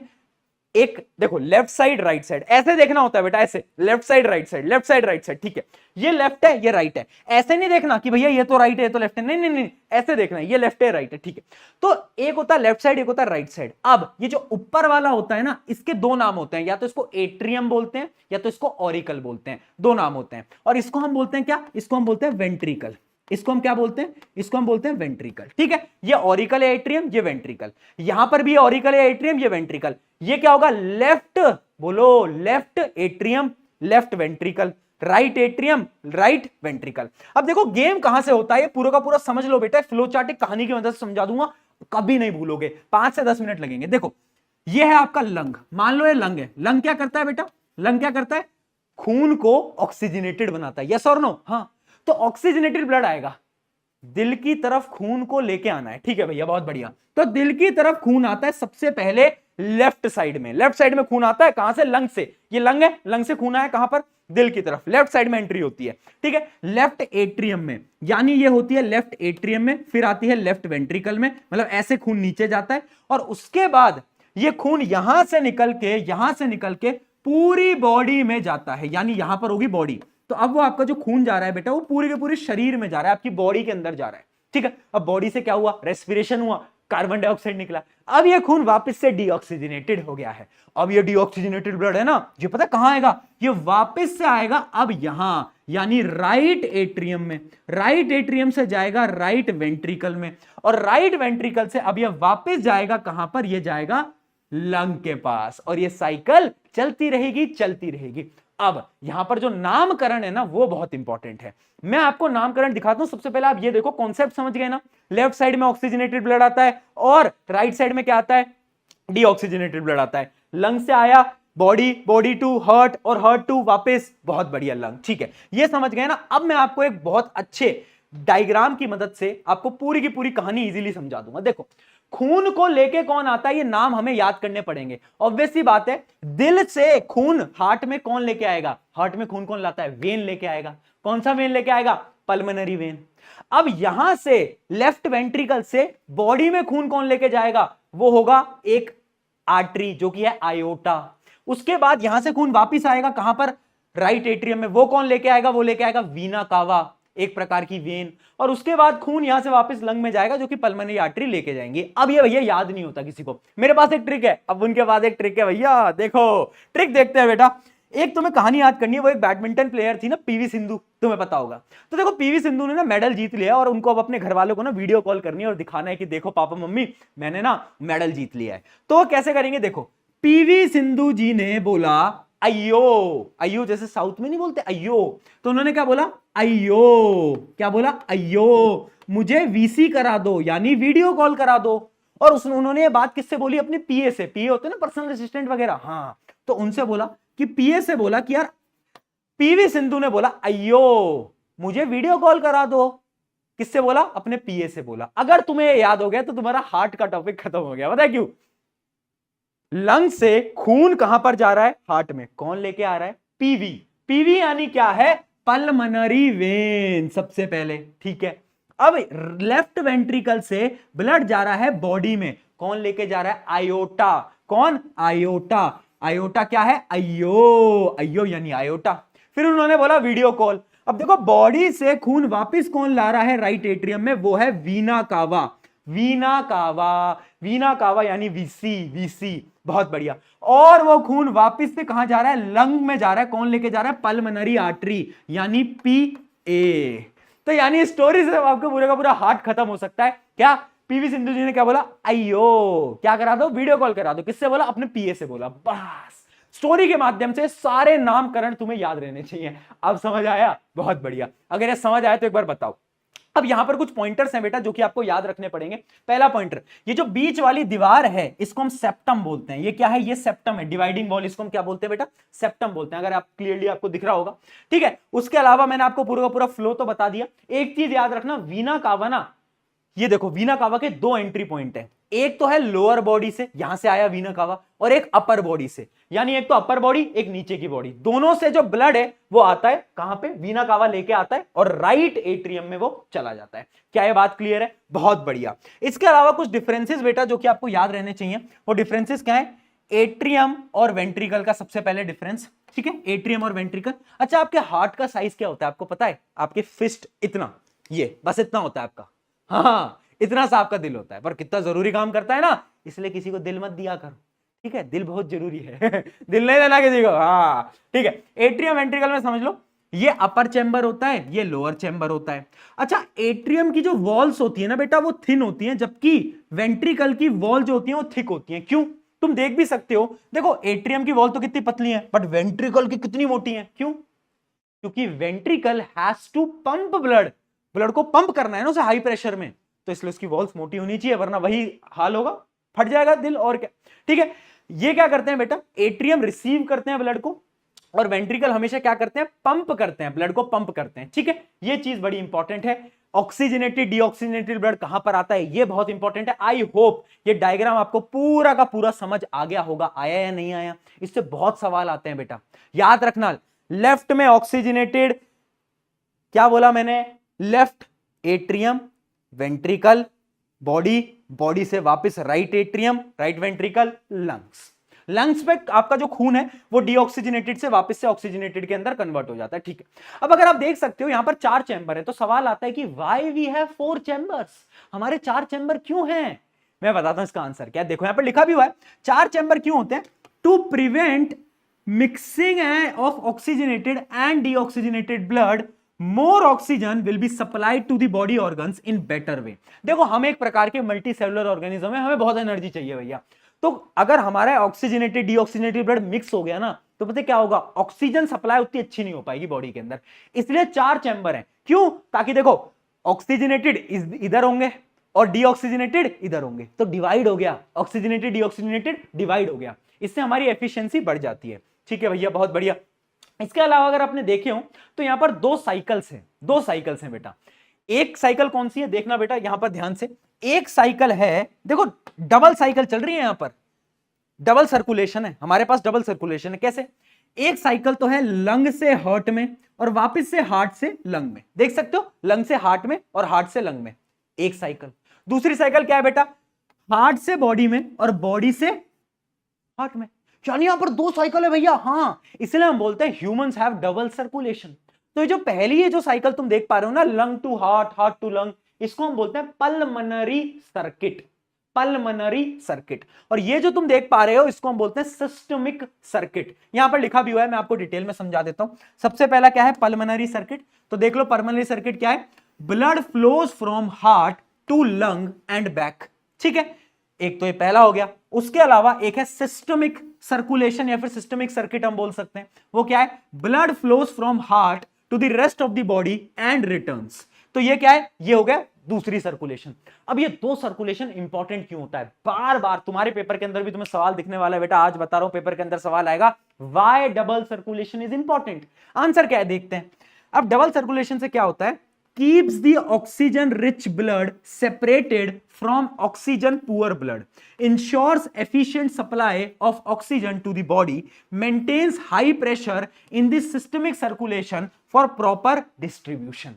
अब इससे क्या हो रहा है, एक तो ऑक्सीजन सप्लाई बढ़ रही है, दूसरा हमारे हर एक बॉडी के पार्ट्स को ब्लड मिल पा रहा है, ऑक्सीजन मिल पा रहा है, यानी रेस्पिरेशन हो पा रहा है, ऑक्सीजन की वजह से तो रेस्पिरेशन होता है, हाँ, तो इस वजह से हमारे लिए डबल सर्कुलेशन बेटा बहुत ज्यादा इंपॉर्टेंट हो जाता है, ठीक है जी। क्या बात समझ में आई, यहां पर मैंने कुछ 3 पॉइंट्स भी लिख दें कि भाई why it is necessary to have 4 chambers, मैंने आपको यहां पर लिख भी दिए कि पहला आ गया प्रिवेंट मिक्सिंग ऑफ ब्लड, से बचाने के लिए, ensure efficiency of oxygen supply, दूसरा पॉइंट बेटा इनको याद कर लेना, तीसरा essential for warm blooded animals. इसको समझाता हूं। अब देखो, कुछ एनिमल्स होते हैं जो कि कोल्ड ब्लडेड होते हैं, कुछ वार्म ब्लडेड होते हैं। डिफरेंस क्या है? हम हमारे बॉडी के टेम्परेचर को बदल सकते हैं। हमारा जो ब्लड है वो हमारे बॉडी के टेम्परेचर को कंट्रोल कर सकता है ना? इसको हम क्या बोलते हैं? इसको हम बोलते हैं वार्म ब्लडेड एनिमल्स, जो कि हम है। और भी बहुत सारे ऑर्गेनिज्म है, जबकि कुछ ऑर्गेनिज्म होते हैं कोल्ड ब्लडेड, जिनका ब्लड उनके टेम्परेचर को कंट्रोल नहीं कर सकता, वो कहलाते हैं कोल्ड ब्लडेड। तो जितने भी वार्म ब्लडेड एनिमल्स होते हैं ना, उनके लिए बहुत इंपॉर्टेंट है 4 चैम्बर होना और डबल सर्कुलेशन होना। अगर ये नहीं होगा तो सर्वाइव नहीं कर पाएंगे।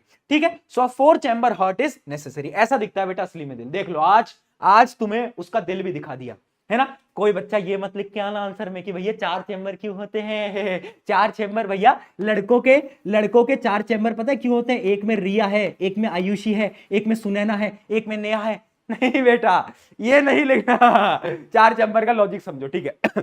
विच component of blood help in clotting? कौन करता है बेटा? प्लेटलेट्स करता है। बहुत बढ़िया। अगला, which of the following statement is are true about human heart? इनमें से क्या ट्रू है बेटा? बहुत अच्छा सवाल है, बार बार पूछा गया है, बताओ। पहली statement, right atrium receives oxygenated blood है। लेफ्ट वाला ऑक्सीजनेटेड लेता है, राइट वाला डीऑक्सीजनेटेड, है ना। इसको तुम पता है कैसे याद कर सकते हो? वो एक किताब आती है ना, आर.डी. शर्मा, तो तुम्हें याद रखना चाहिए आर.डी. यानी राइट में हमेशा डीऑक्सीजनेटेड आएगा। तो ये तो गलती हो गई। आगे बढ़ते, left atrium transfers oxygenated blood to left ventricle. बहुत बढ़िया, ये तो एकदम सही है। लेफ्ट एट्रियम लेफ्ट वेंट्रिकल में ट्रांसफर करता है और वहां से पूरी बॉडी में जाता है। कौन लेके जाता है? आयोटा। ठीक है, अगला देखते हैं। Right atrium receives deoxygenated blood through vena cava from upper and lower part. क्या बात सही है? राइट एट्रियम जो है, देखो राइट एट्रियम, डायग्राम याद करो, राइट एट्रियम जो है, क्या वो डीऑक्सीजनेटेड ब्लड को रिसीव करता है? करता तो है। कहां से रिसीव करता है? वीना कावा।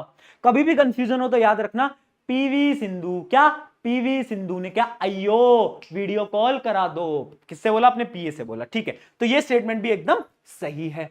लास्ट देखते हैं, left atrium transfers oxygenated blood to aorta. अरे नहीं भैया, लेफ्ट एट्रियम कैसे ट्रांसफर करेगा आयोटा को? लेफ्ट वेंट्रिकल ट्रांसफर करता है। तो ये गलत हो गई। तो ऑप्शन आना चाहिए बी और सी, यानी है सी ऑप्शन। बहुत बढ़िया, देखो बहुत अच्छा सवाल था ये। अगला, असर्शन रीजनिंग के क्वेश्चन आजकल बहुत पूछे जा रहे हैं। देखो, the wall of atria, atria यानी भैया वही होता है एट्रियम। ठीक है, a wall of atria are thicker than those of ventricle. नहीं, एट्रियम की वॉल पतली होती है, वेंट्रिकल की मोटी होती है, क्योंकि वेंट्रिकल को पुश करना होता है। तो इसमें तो स्टेटमेंट ए ही गलत हो गया। तो इसका सही ऑप्शन आएगा डी, है ना। तुमने अगर असर्शन रीजनिंग करी होगी तो तुम्हें पता होगा इसका आंसर डी क्यों आ रहा है। अगर नहीं करी तो प्रैक्टिस कर लो, पेपरों में आजकल पूछा जा रहा है। अगला सवाल, level the part A and be in the diagram of the human heart. देखो भैया, आपको ये देखना है, ये लेफ्ट है, ये लेफ्ट है, ये राइट है। ऐसे देखना बेटा खुद को, है ना। ये लेफ्ट है, राइट है। ये देखो ऊपर का पार्ट है लेफ्ट का, तो ये क्या है? लेफ्ट एट्रियम या फिर लेफ्ट ऑरिकल भी बोल सकते हैं। और ये क्या है? राइट बोलो, वेंट्रिकल। बहुत बढ़िया, राइट वेंट्रिकल, बहुत बढ़िया। ठीक है, अगला, differentiate between pulmonary artery and pulmonary vein based on the type of blood they carry and direction of blood they flow. बस डिफरेंशिएशन का क्वेश्चन है। किसके बीच में? Pulmonary artery and pulmonary vein. देखो, पल्मोनरी आर्टरी कहां पर आती थी? वो आर्टरी जो कि लंग, मतलब हार्ट से लंग को, देखो लास्ट में आता है पीए लास्ट में आता है, यानी दिल से जो लंग में खून जाएगा वो पीए का काम है। और पीवी क्या करता है? पल्मोनरी वेन, वो लेके आता है दिल के अंदर। हाँ, तो यानी क्या है?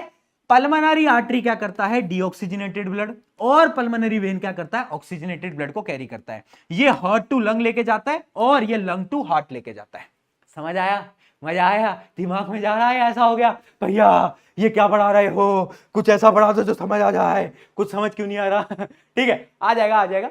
ये थोड़ी प्रैक्टिस करने वाली चीज है। जब तुम, क्योंकि पहली बार पढ़ते हैं तो नाम याद नहीं होते, नाम थोड़ी प्रैक्टिस करो।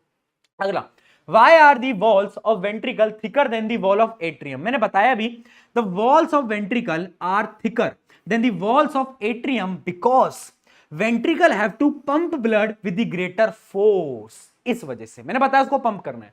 ठीक है, Why do arteries have thick and elastic wall? Arteries की wall thick क्यों होती है? Because arteries has to pump, जो ब्लड जो पंप होके आया है उसको दिल से दूर कौन लेके जा रहा है? अवे कौन लेके जा रहा है? आर्टरीज। तो यानी वो हाई प्रेशर ब्लड होता है, इस वजह से उनकी जो वॉल होती है वो क्या होती है? मोटी होती है। यहां पर लिखा भी हुआ है due to high pressure. High pressure की वजह से मेन रीजन रहता है। चलिए अब देखो अगला एक टॉपिक और है, जैसे मैंने आपको बताया ना कि हमारे तो शरीर में 4 चैम्बर हैं, बट सबके 4 चैम्बर नहीं होते। जैसे अगर मैं बात करूं फिशेस की, तो ध्यान से देखना, फिशेस को हम पाइसिस भी बुलाते हैं। अब ये जो फिशेस होती है ना, ये 2 चैम्बर का हार्ट कैरी करती हैं। हाँ, तो इनके अंदर क्या होता है, इनके अंदर सिर्फ और सिर्फ सिंगल सर्कुलेशन होता है, और इन्हीं को हम बोलते हैं कोल्ड ब्लडेड, है ना, कोल्ड ब्लडेड। उसके अलावा एम्फीबियंस आपको पता होगा, जैसे कि आपका टर हाँ, फोटो भी बना रखी है, देख लो, तुम्हारे दोस्त जैसी शक्ल लग रही है इसकी भी, देखो देखो दोस्त जैसी शक्ल लग रही है। हाँ, तो इसके पास 3 चैम्बर होते हैं, तो ये डबल सर्कुलेशन नहीं कर पाता, इनकंप्लीट डबल सर्कुलेशन ये कर रहा होता है, और ये भी कोल्ड ब्लडेड है।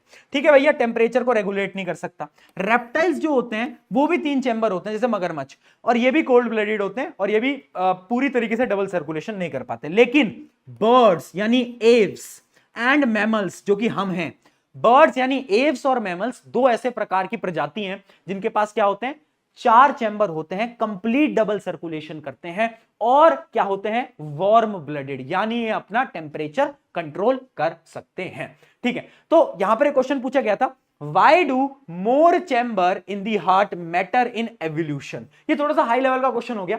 एवोल्यूशन यानी जैसे जैसे हम इवॉल्व हुए हैं, तो जब हम इवॉल्व हुए हैं तो उसके अंदर, हमारे शरीर के अंदर 4 चैम्बर क्यों लगाए गए हैं? तो इसके अंदर आपको कुछ नहीं सोचना था, इसके अंदर आपको वही आंसर लिख के आना था, यानी why 4 चैम्बर इज इंपॉर्टेंट। क्यों इंपॉर्टेंट बोलो?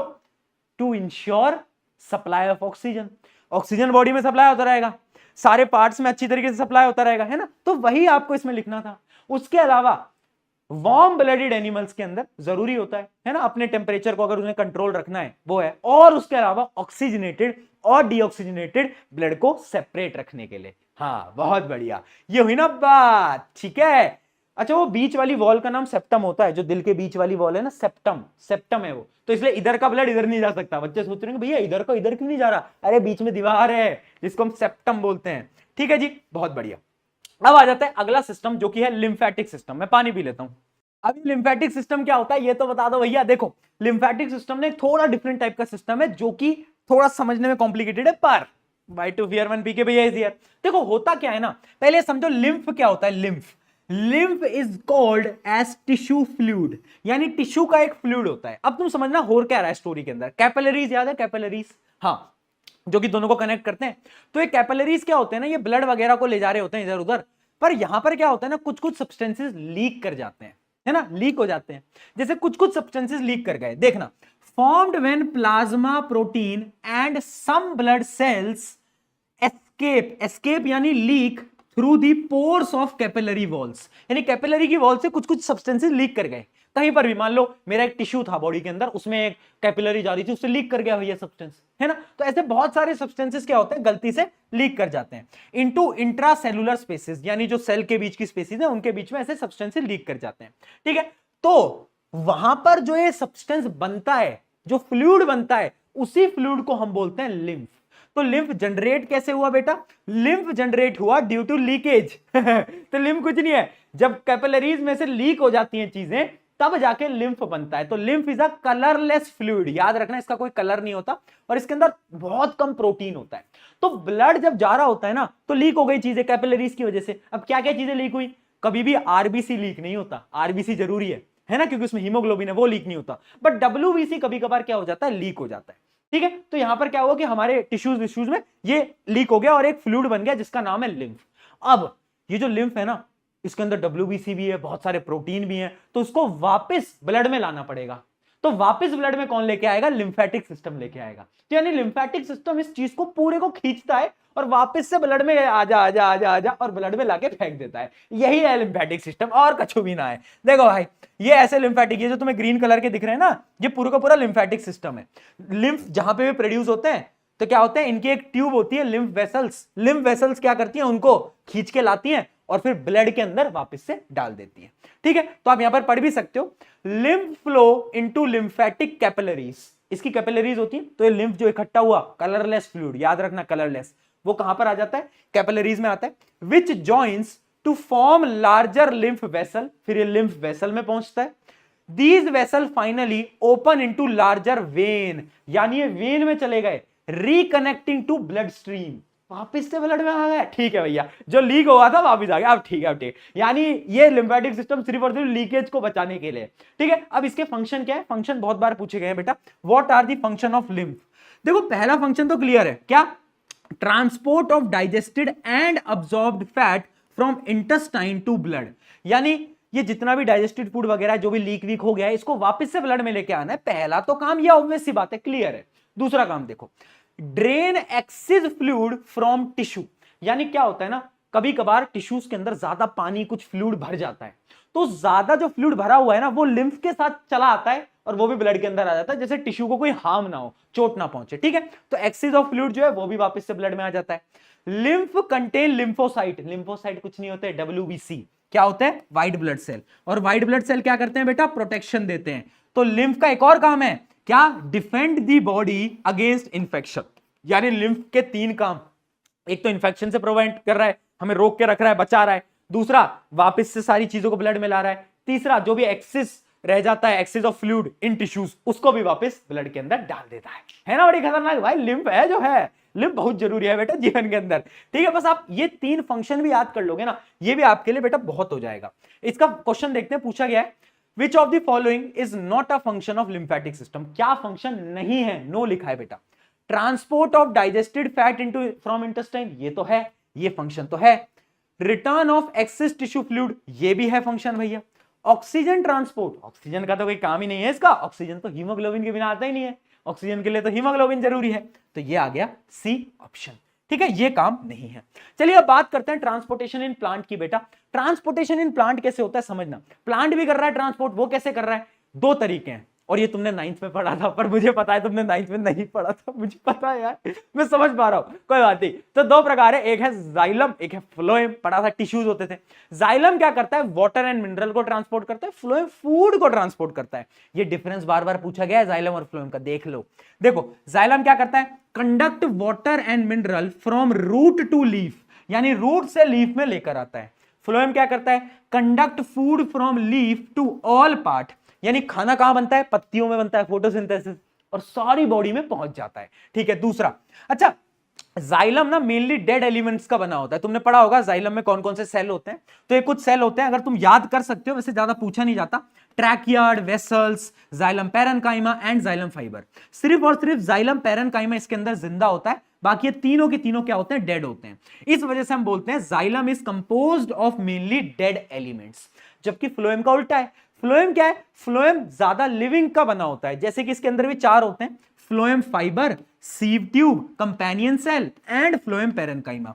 इसमें सिर्फ एक डेड है, कौन, ये फ्लोएम फाइबर, ये डेड रहता है, बाकी ये सारे लिविंग का बना होता है। अब आ रहा है एक बहुत बड़ा डिफरेंस, देखो xylem transport in unidirection, यानी देखो जाइलम कैसे ट्रांसपोर्ट करता है, रूट से ऊपर बस, और वो दाएं बाएं ऊपर नीचे नहीं कर पाएगा, वो एक ही डायरेक्शन में कर पाएगा। लेकिन जो फ्लोएम है ना, ये बाई डायरेक्शनल है, क्योंकि फूड बन रहा है लीफ में, अब लीफ से खाना ऊपर भी जाएगा नीचे भी जाएगा, दोनों डायरेक्शन में जाएगा, तो यानी transport in phloem is by direction, याद रखना, ये भी बार बार पूछा गया है, ये डिफरेंस बहुत इंपॉर्टेंट है, ये डिफरेंस की टेबल भी बार बार पूछ ली जाती है। अब सवाल ये आता है कि ट्रांसपोर्टेशन होता कैसे, समझना। जाइलम की बात करता हूं, जाइलम में ना 2 तरीके हैं ट्रांसपोर्ट के, एक तो होता है रूट प्रेशर। देखो प्लांट की रूट है, रूट के बाहर क्या है, बोलो रूट के बाहर क्या है बेटा, रूट के बाहर पानी है, ऑब्वियस सी बात है, रूट में कम पानी है और उधर ज्यादा पानी है, तुमने पढ़ा था क्या, osmosis, high pressure to low pressure, तो जहां पर ज्यादा पानी है वहां से क्या होगा, पानी अंदर आ जाएगा, ऑब्वियस सी बात है। तो एक तो बहुत इजी प्रोसेस है जिसको बोलते हैं रूट प्रेशर, रूट जाती है पानी में और वो पानी को खींच लेती है, due to osmosis, high pressure से लो प्रेशर में पानी मूव कर जाता है। दूसरा प्रोसेस बहुत इंपॉर्टेंट है और तुमने पढ़ा है, अभी पढ़ा है थोड़ी देर पहले, हाँ, ट्रांसपिरेशन, याद है ट्रांसपिरेशन क्या होता था, पत्तियों में से पानी वाटर वेपर की फॉर्म में उड़ जाता था, याद आ गया। अब पता है क्या होता है, अब पत्तियों में क्या हो गया, बोलो, पत्तियों में पानी उड़ गया, यानी यहां पर अब पत्ती पे क्या हुआ है, पत्ती पे लो प्रेशर हो गया है, और नीचे क्या है, रूट में क्या है, हाई प्रेशर है। तो नीचे से ऊपर पानी क्यों आएगा, क्योंकि हाई प्रेशर से लो प्रेशर में मूव करेगा, यानी जो ट्रांसपिरेशन है ना, ये वाटर को ट्रांसपोर्ट कराने के भी जरूरी है, अगर ट्रांसपिरेशन नहीं होगा तो पानी ऊपर ही नहीं चढ़ पाएगा, समझे इस बात को, यस, ठीक है।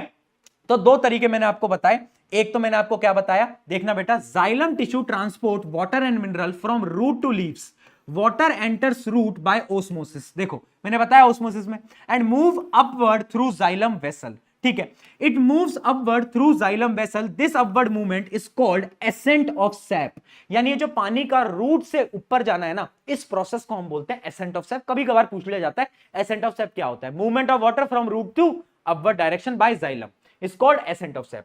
अब देखो दो रीजन है, क्या, एक तो रूट प्रेशर, मैंने आपको बताया रूट खींच लेता है, और एक है ट्रांसपिरेशन पुल, ट्रांसपिरेशन पुल जो कि मैं आपको बता रहा हूं। ट्रांसपिरेशन तुम्हें पता है क्या होता है, the loss of water in the form of water vapour by stomata, है ना, तो वहीं पर ही ट्रांसपिरेशन पुल हो रहा है, क्यों, क्योंकि वहां पर आ जा रहा है क्या, लो प्रेशर, नीचे है हाई प्रेशर, इसलिए ऊपर मूव करता है, ठीक है। तो याद रखना इसका एक काम है पुलिंग वाटर अपवर्ड, और एक काम तो तुमने पढ़ी रखा है, एक्सेस ऑफ वाटर को रिमूव कर देता है ना, एक्सेस ऑफ वाटर को रिमूव करता है ट्रांसपिरेशन, लेकिन पानी को भी ऊपर लाने के काम आता है, पुलिंग वाटर अपवर्ड में भी बहुत जरूरी रोल है ट्रांसपिरेशन का, ठीक है भैया, समझ में आ गया, बहुत बढ़िया। अब बात करते हैं फ्लोएम की। फ्लोएम कैसे करता है बेटा, तो देखना फ्लोएम फूड को बाय द हेल्प ऑफ, मतलब फ्लोएम जो है वो फूड को लीफ से दोनों डायरेक्शन में लेके जाता है, ठीक है, और उस प्रोसेस को हम बोलते हैं क्या, ट्रांसलोकेशन। क्या बोलते हैं बेटा, ट्रांसलोकेशन। कभी भी कोई पूछे व्हाट इज ट्रांसलोकेशन, तो कुछ नहीं है, the movement of food from leaf to other parts of the plant by the help of phloem is called translocation, ठीक है। तो खाने का जो मूवमेंट है उसको हम ट्रांसलोकेशन बोलते हैं, ठीक है। Phloem transport prepared food from leaves to the other part of the plant, this process is called translocation, ठीक है। इसके अंदर एनर्जी की रिक्वायरमेंट होती है क्योंकि हर डायरेक्शन में जाना है, तो इट रिक्वायर्स एनर्जी, समझ आया, यही है बस प्लांट में, एक जाइलम है एक फ्लोएम है, जाइलम मिनरल और ये क्या कर रहा है, हाँ ये कर रहा है फूड, बहुत बढ़िया।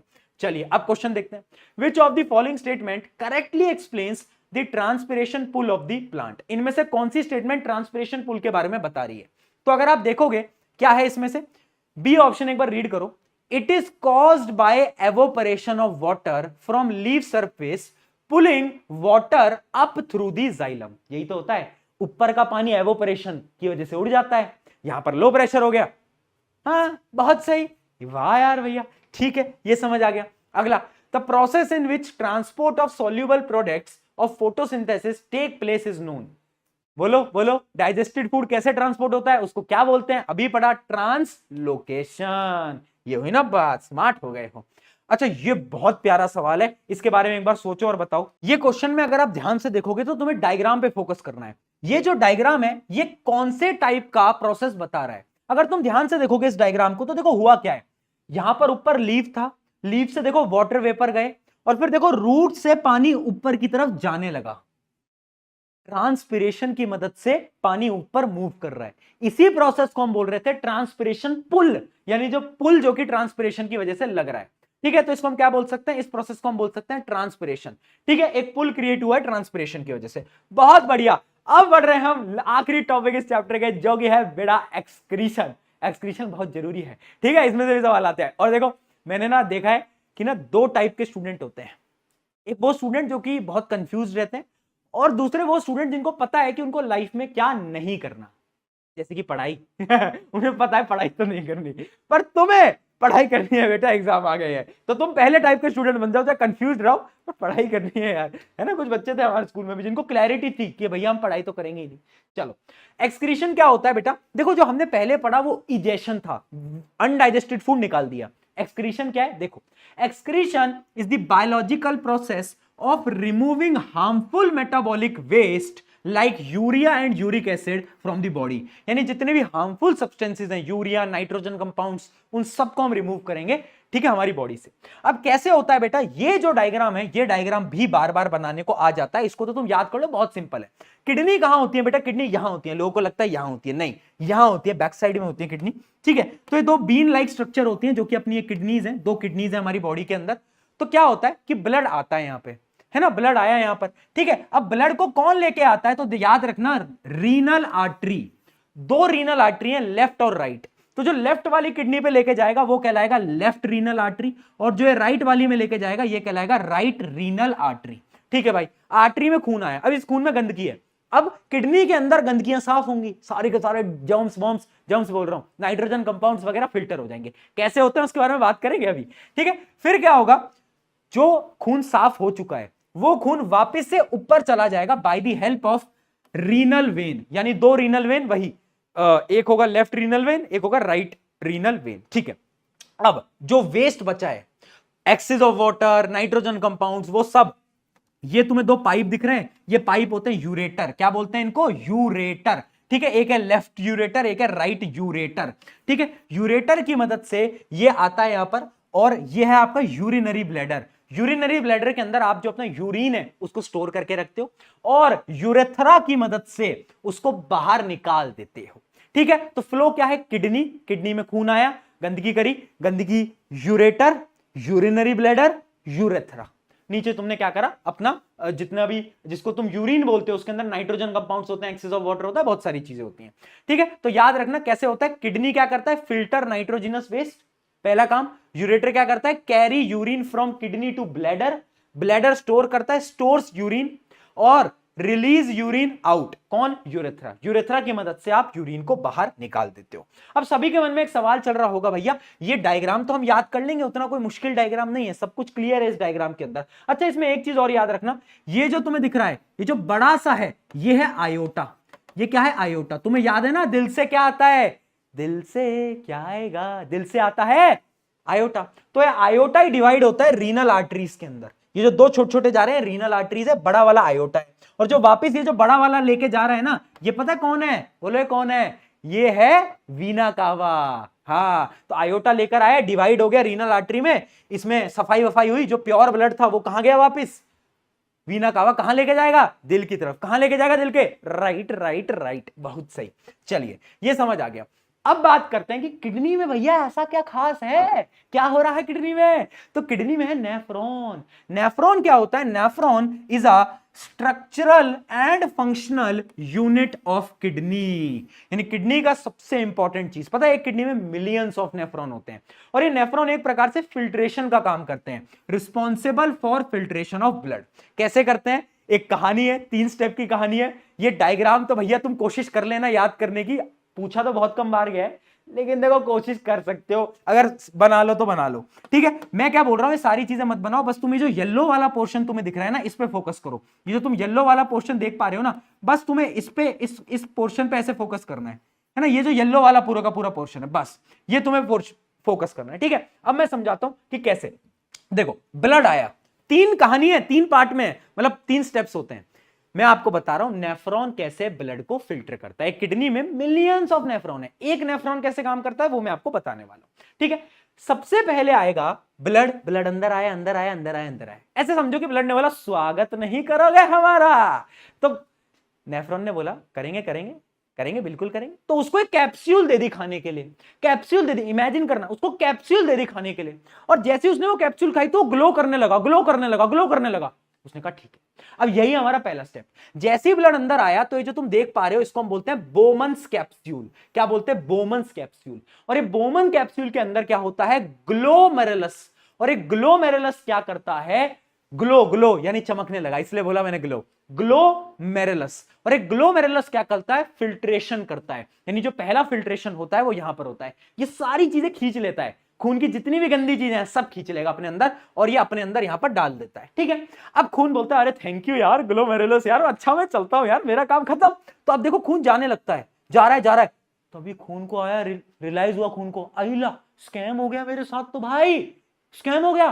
तो कैसे स्कैम हुआ यार? वो जो ग्लोमेरुलस था ना, मैंने कहा हाँ हाँ, उसने पता क्या करा? मैंने कहा बता बता। उसने ना मेरा जितने भी अच्छी चीजें थी ना, जैसे कि मेरा पानी, मेरे प्रोटीन्स, वो भी ले लिए।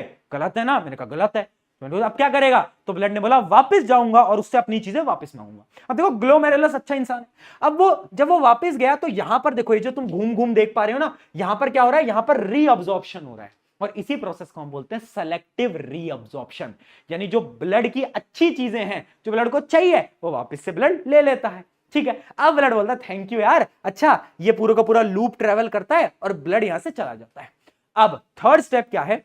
अब सारी की सारी गंदगी यहां से आके इस जगह पर स्टोर हो जाती है, ठीक है। और इसी को हम क्या बोलते हैं? Collecting duct. ये जो पार्ट है ये कलेक्टिंग डक्ट, और इसी प्रोसेस को हम बोलते हैं ट्यूब्यूलर सेक्रीशन। यानी जितना भी ये जो डर्ट है ना, इस डर्ट को हम फाइनली एक ट्यूब्यूल के अंदर यानी ट्यूब के अंदर डाल देते हैं, और इसी को हम बोलते हैं ट्यूब्यूलर सेक्रीशन। तो देखो बेटा 3 पार्ट हैं, कहानी की मदद से पूरा का पूरा तुम्हें याद हो जाएगा। पहला पार्ट क्या है, ग्लोमेरुलर फिल्ट्रेशन। क्या होता है, blood enters the kidney and in the nephron nitrogenous waste, glucose, water, amino acid and excess salt are filtered out. This initial filtrate enters the Bowman capsule of the each nephron. ठीक है, क्या हुआ कहानी में, पहले आया Boman, capsule खिलाई, स्वागत नहीं करोगे, लो भाई कैप्सूल खाओ, ग्लो करने लगा, चमकने लगा, यानी ग्लोमेरुलस फिल्ट्रेशन हो गया। पहला स्टेप याद रखना बेटा, एक ट्रिक बताऊं, तुम ना बस ये याद कर लो, हेडिंग्स, अंदर का तो तुम बना लोगे, तुम्हें इतनी तो कला है तुम्हारे अंदर, तुम अंदर का बना लेते हो, मुझे पता है। ग्लोमेरुलर फिल्ट्रेशन याद करो। अगला स्टेप सेलेक्टिव रीअब्सॉर्प्शन। मैंने बताया ना, जब उसके साथ धोखा हुआ था तो उसने क्या बोला, उसने वापस से चीजें मांगी अपनी वापस।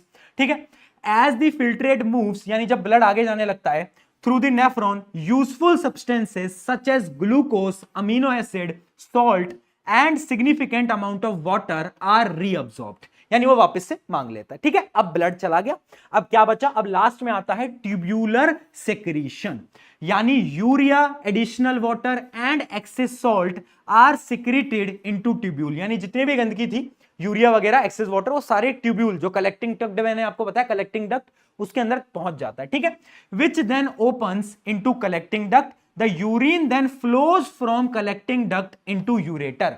यानी अब देखो, कलेक्टिंग डक्ट से कहां जाएगा, किडनी से कहां जाता था खून, ureter, urinary bladder, urethra.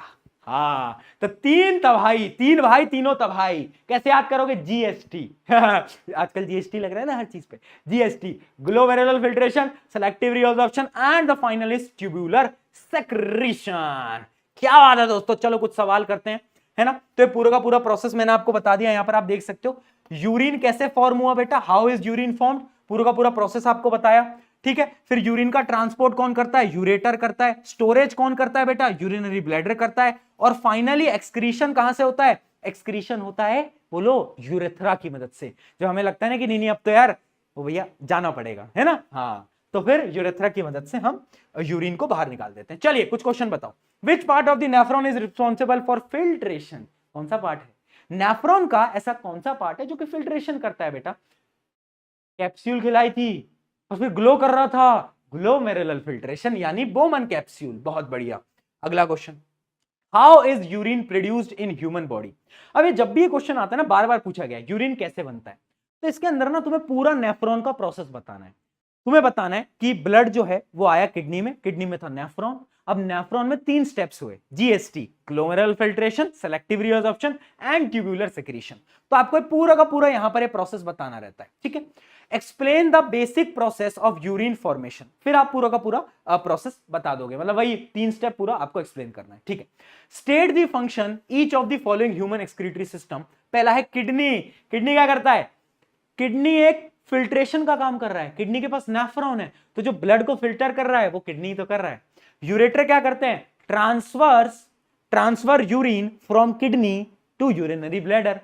Urinary bladder क्या करता है, स्टोर्स यूरिन अंटिल जब तक हम यूरिनेट नहीं कर देते उस तक ये यूरिन को स्टोर करके रखता है। ऐसा नहीं है कि पूरी जिंदगी भर स्टोर कर लेगा, नहीं, निकालना भी तो पड़ता है भैया। हाँ ठीक है, right one specific function each of the following organ in relation of excretory in human being. ठीक है, रीनल आर्टरी, बताओ रीनल आर्टरी क्या करती है, आर्टरी दिल से लेके आया है किसकी तरफ, किडनी की तरफ। ये किडनी में वो जो ब्लड है ना जिसमें इंप्योरिटीज है उनको लेकर आती है, यानी रीनल आर्टरी कैरीज दी टॉक्सिक ब्लड, जिस ब्लड के अंदर टॉक्सिक सब्सटेंसेस है उसको किडनी में लेकर आती है। यूरेथ्रा, यूरिनेट करते हो। ग्लोमेरुलस, इसके अंदर क्या हो रहा है, फिल्ट्रेशन हो रहा है।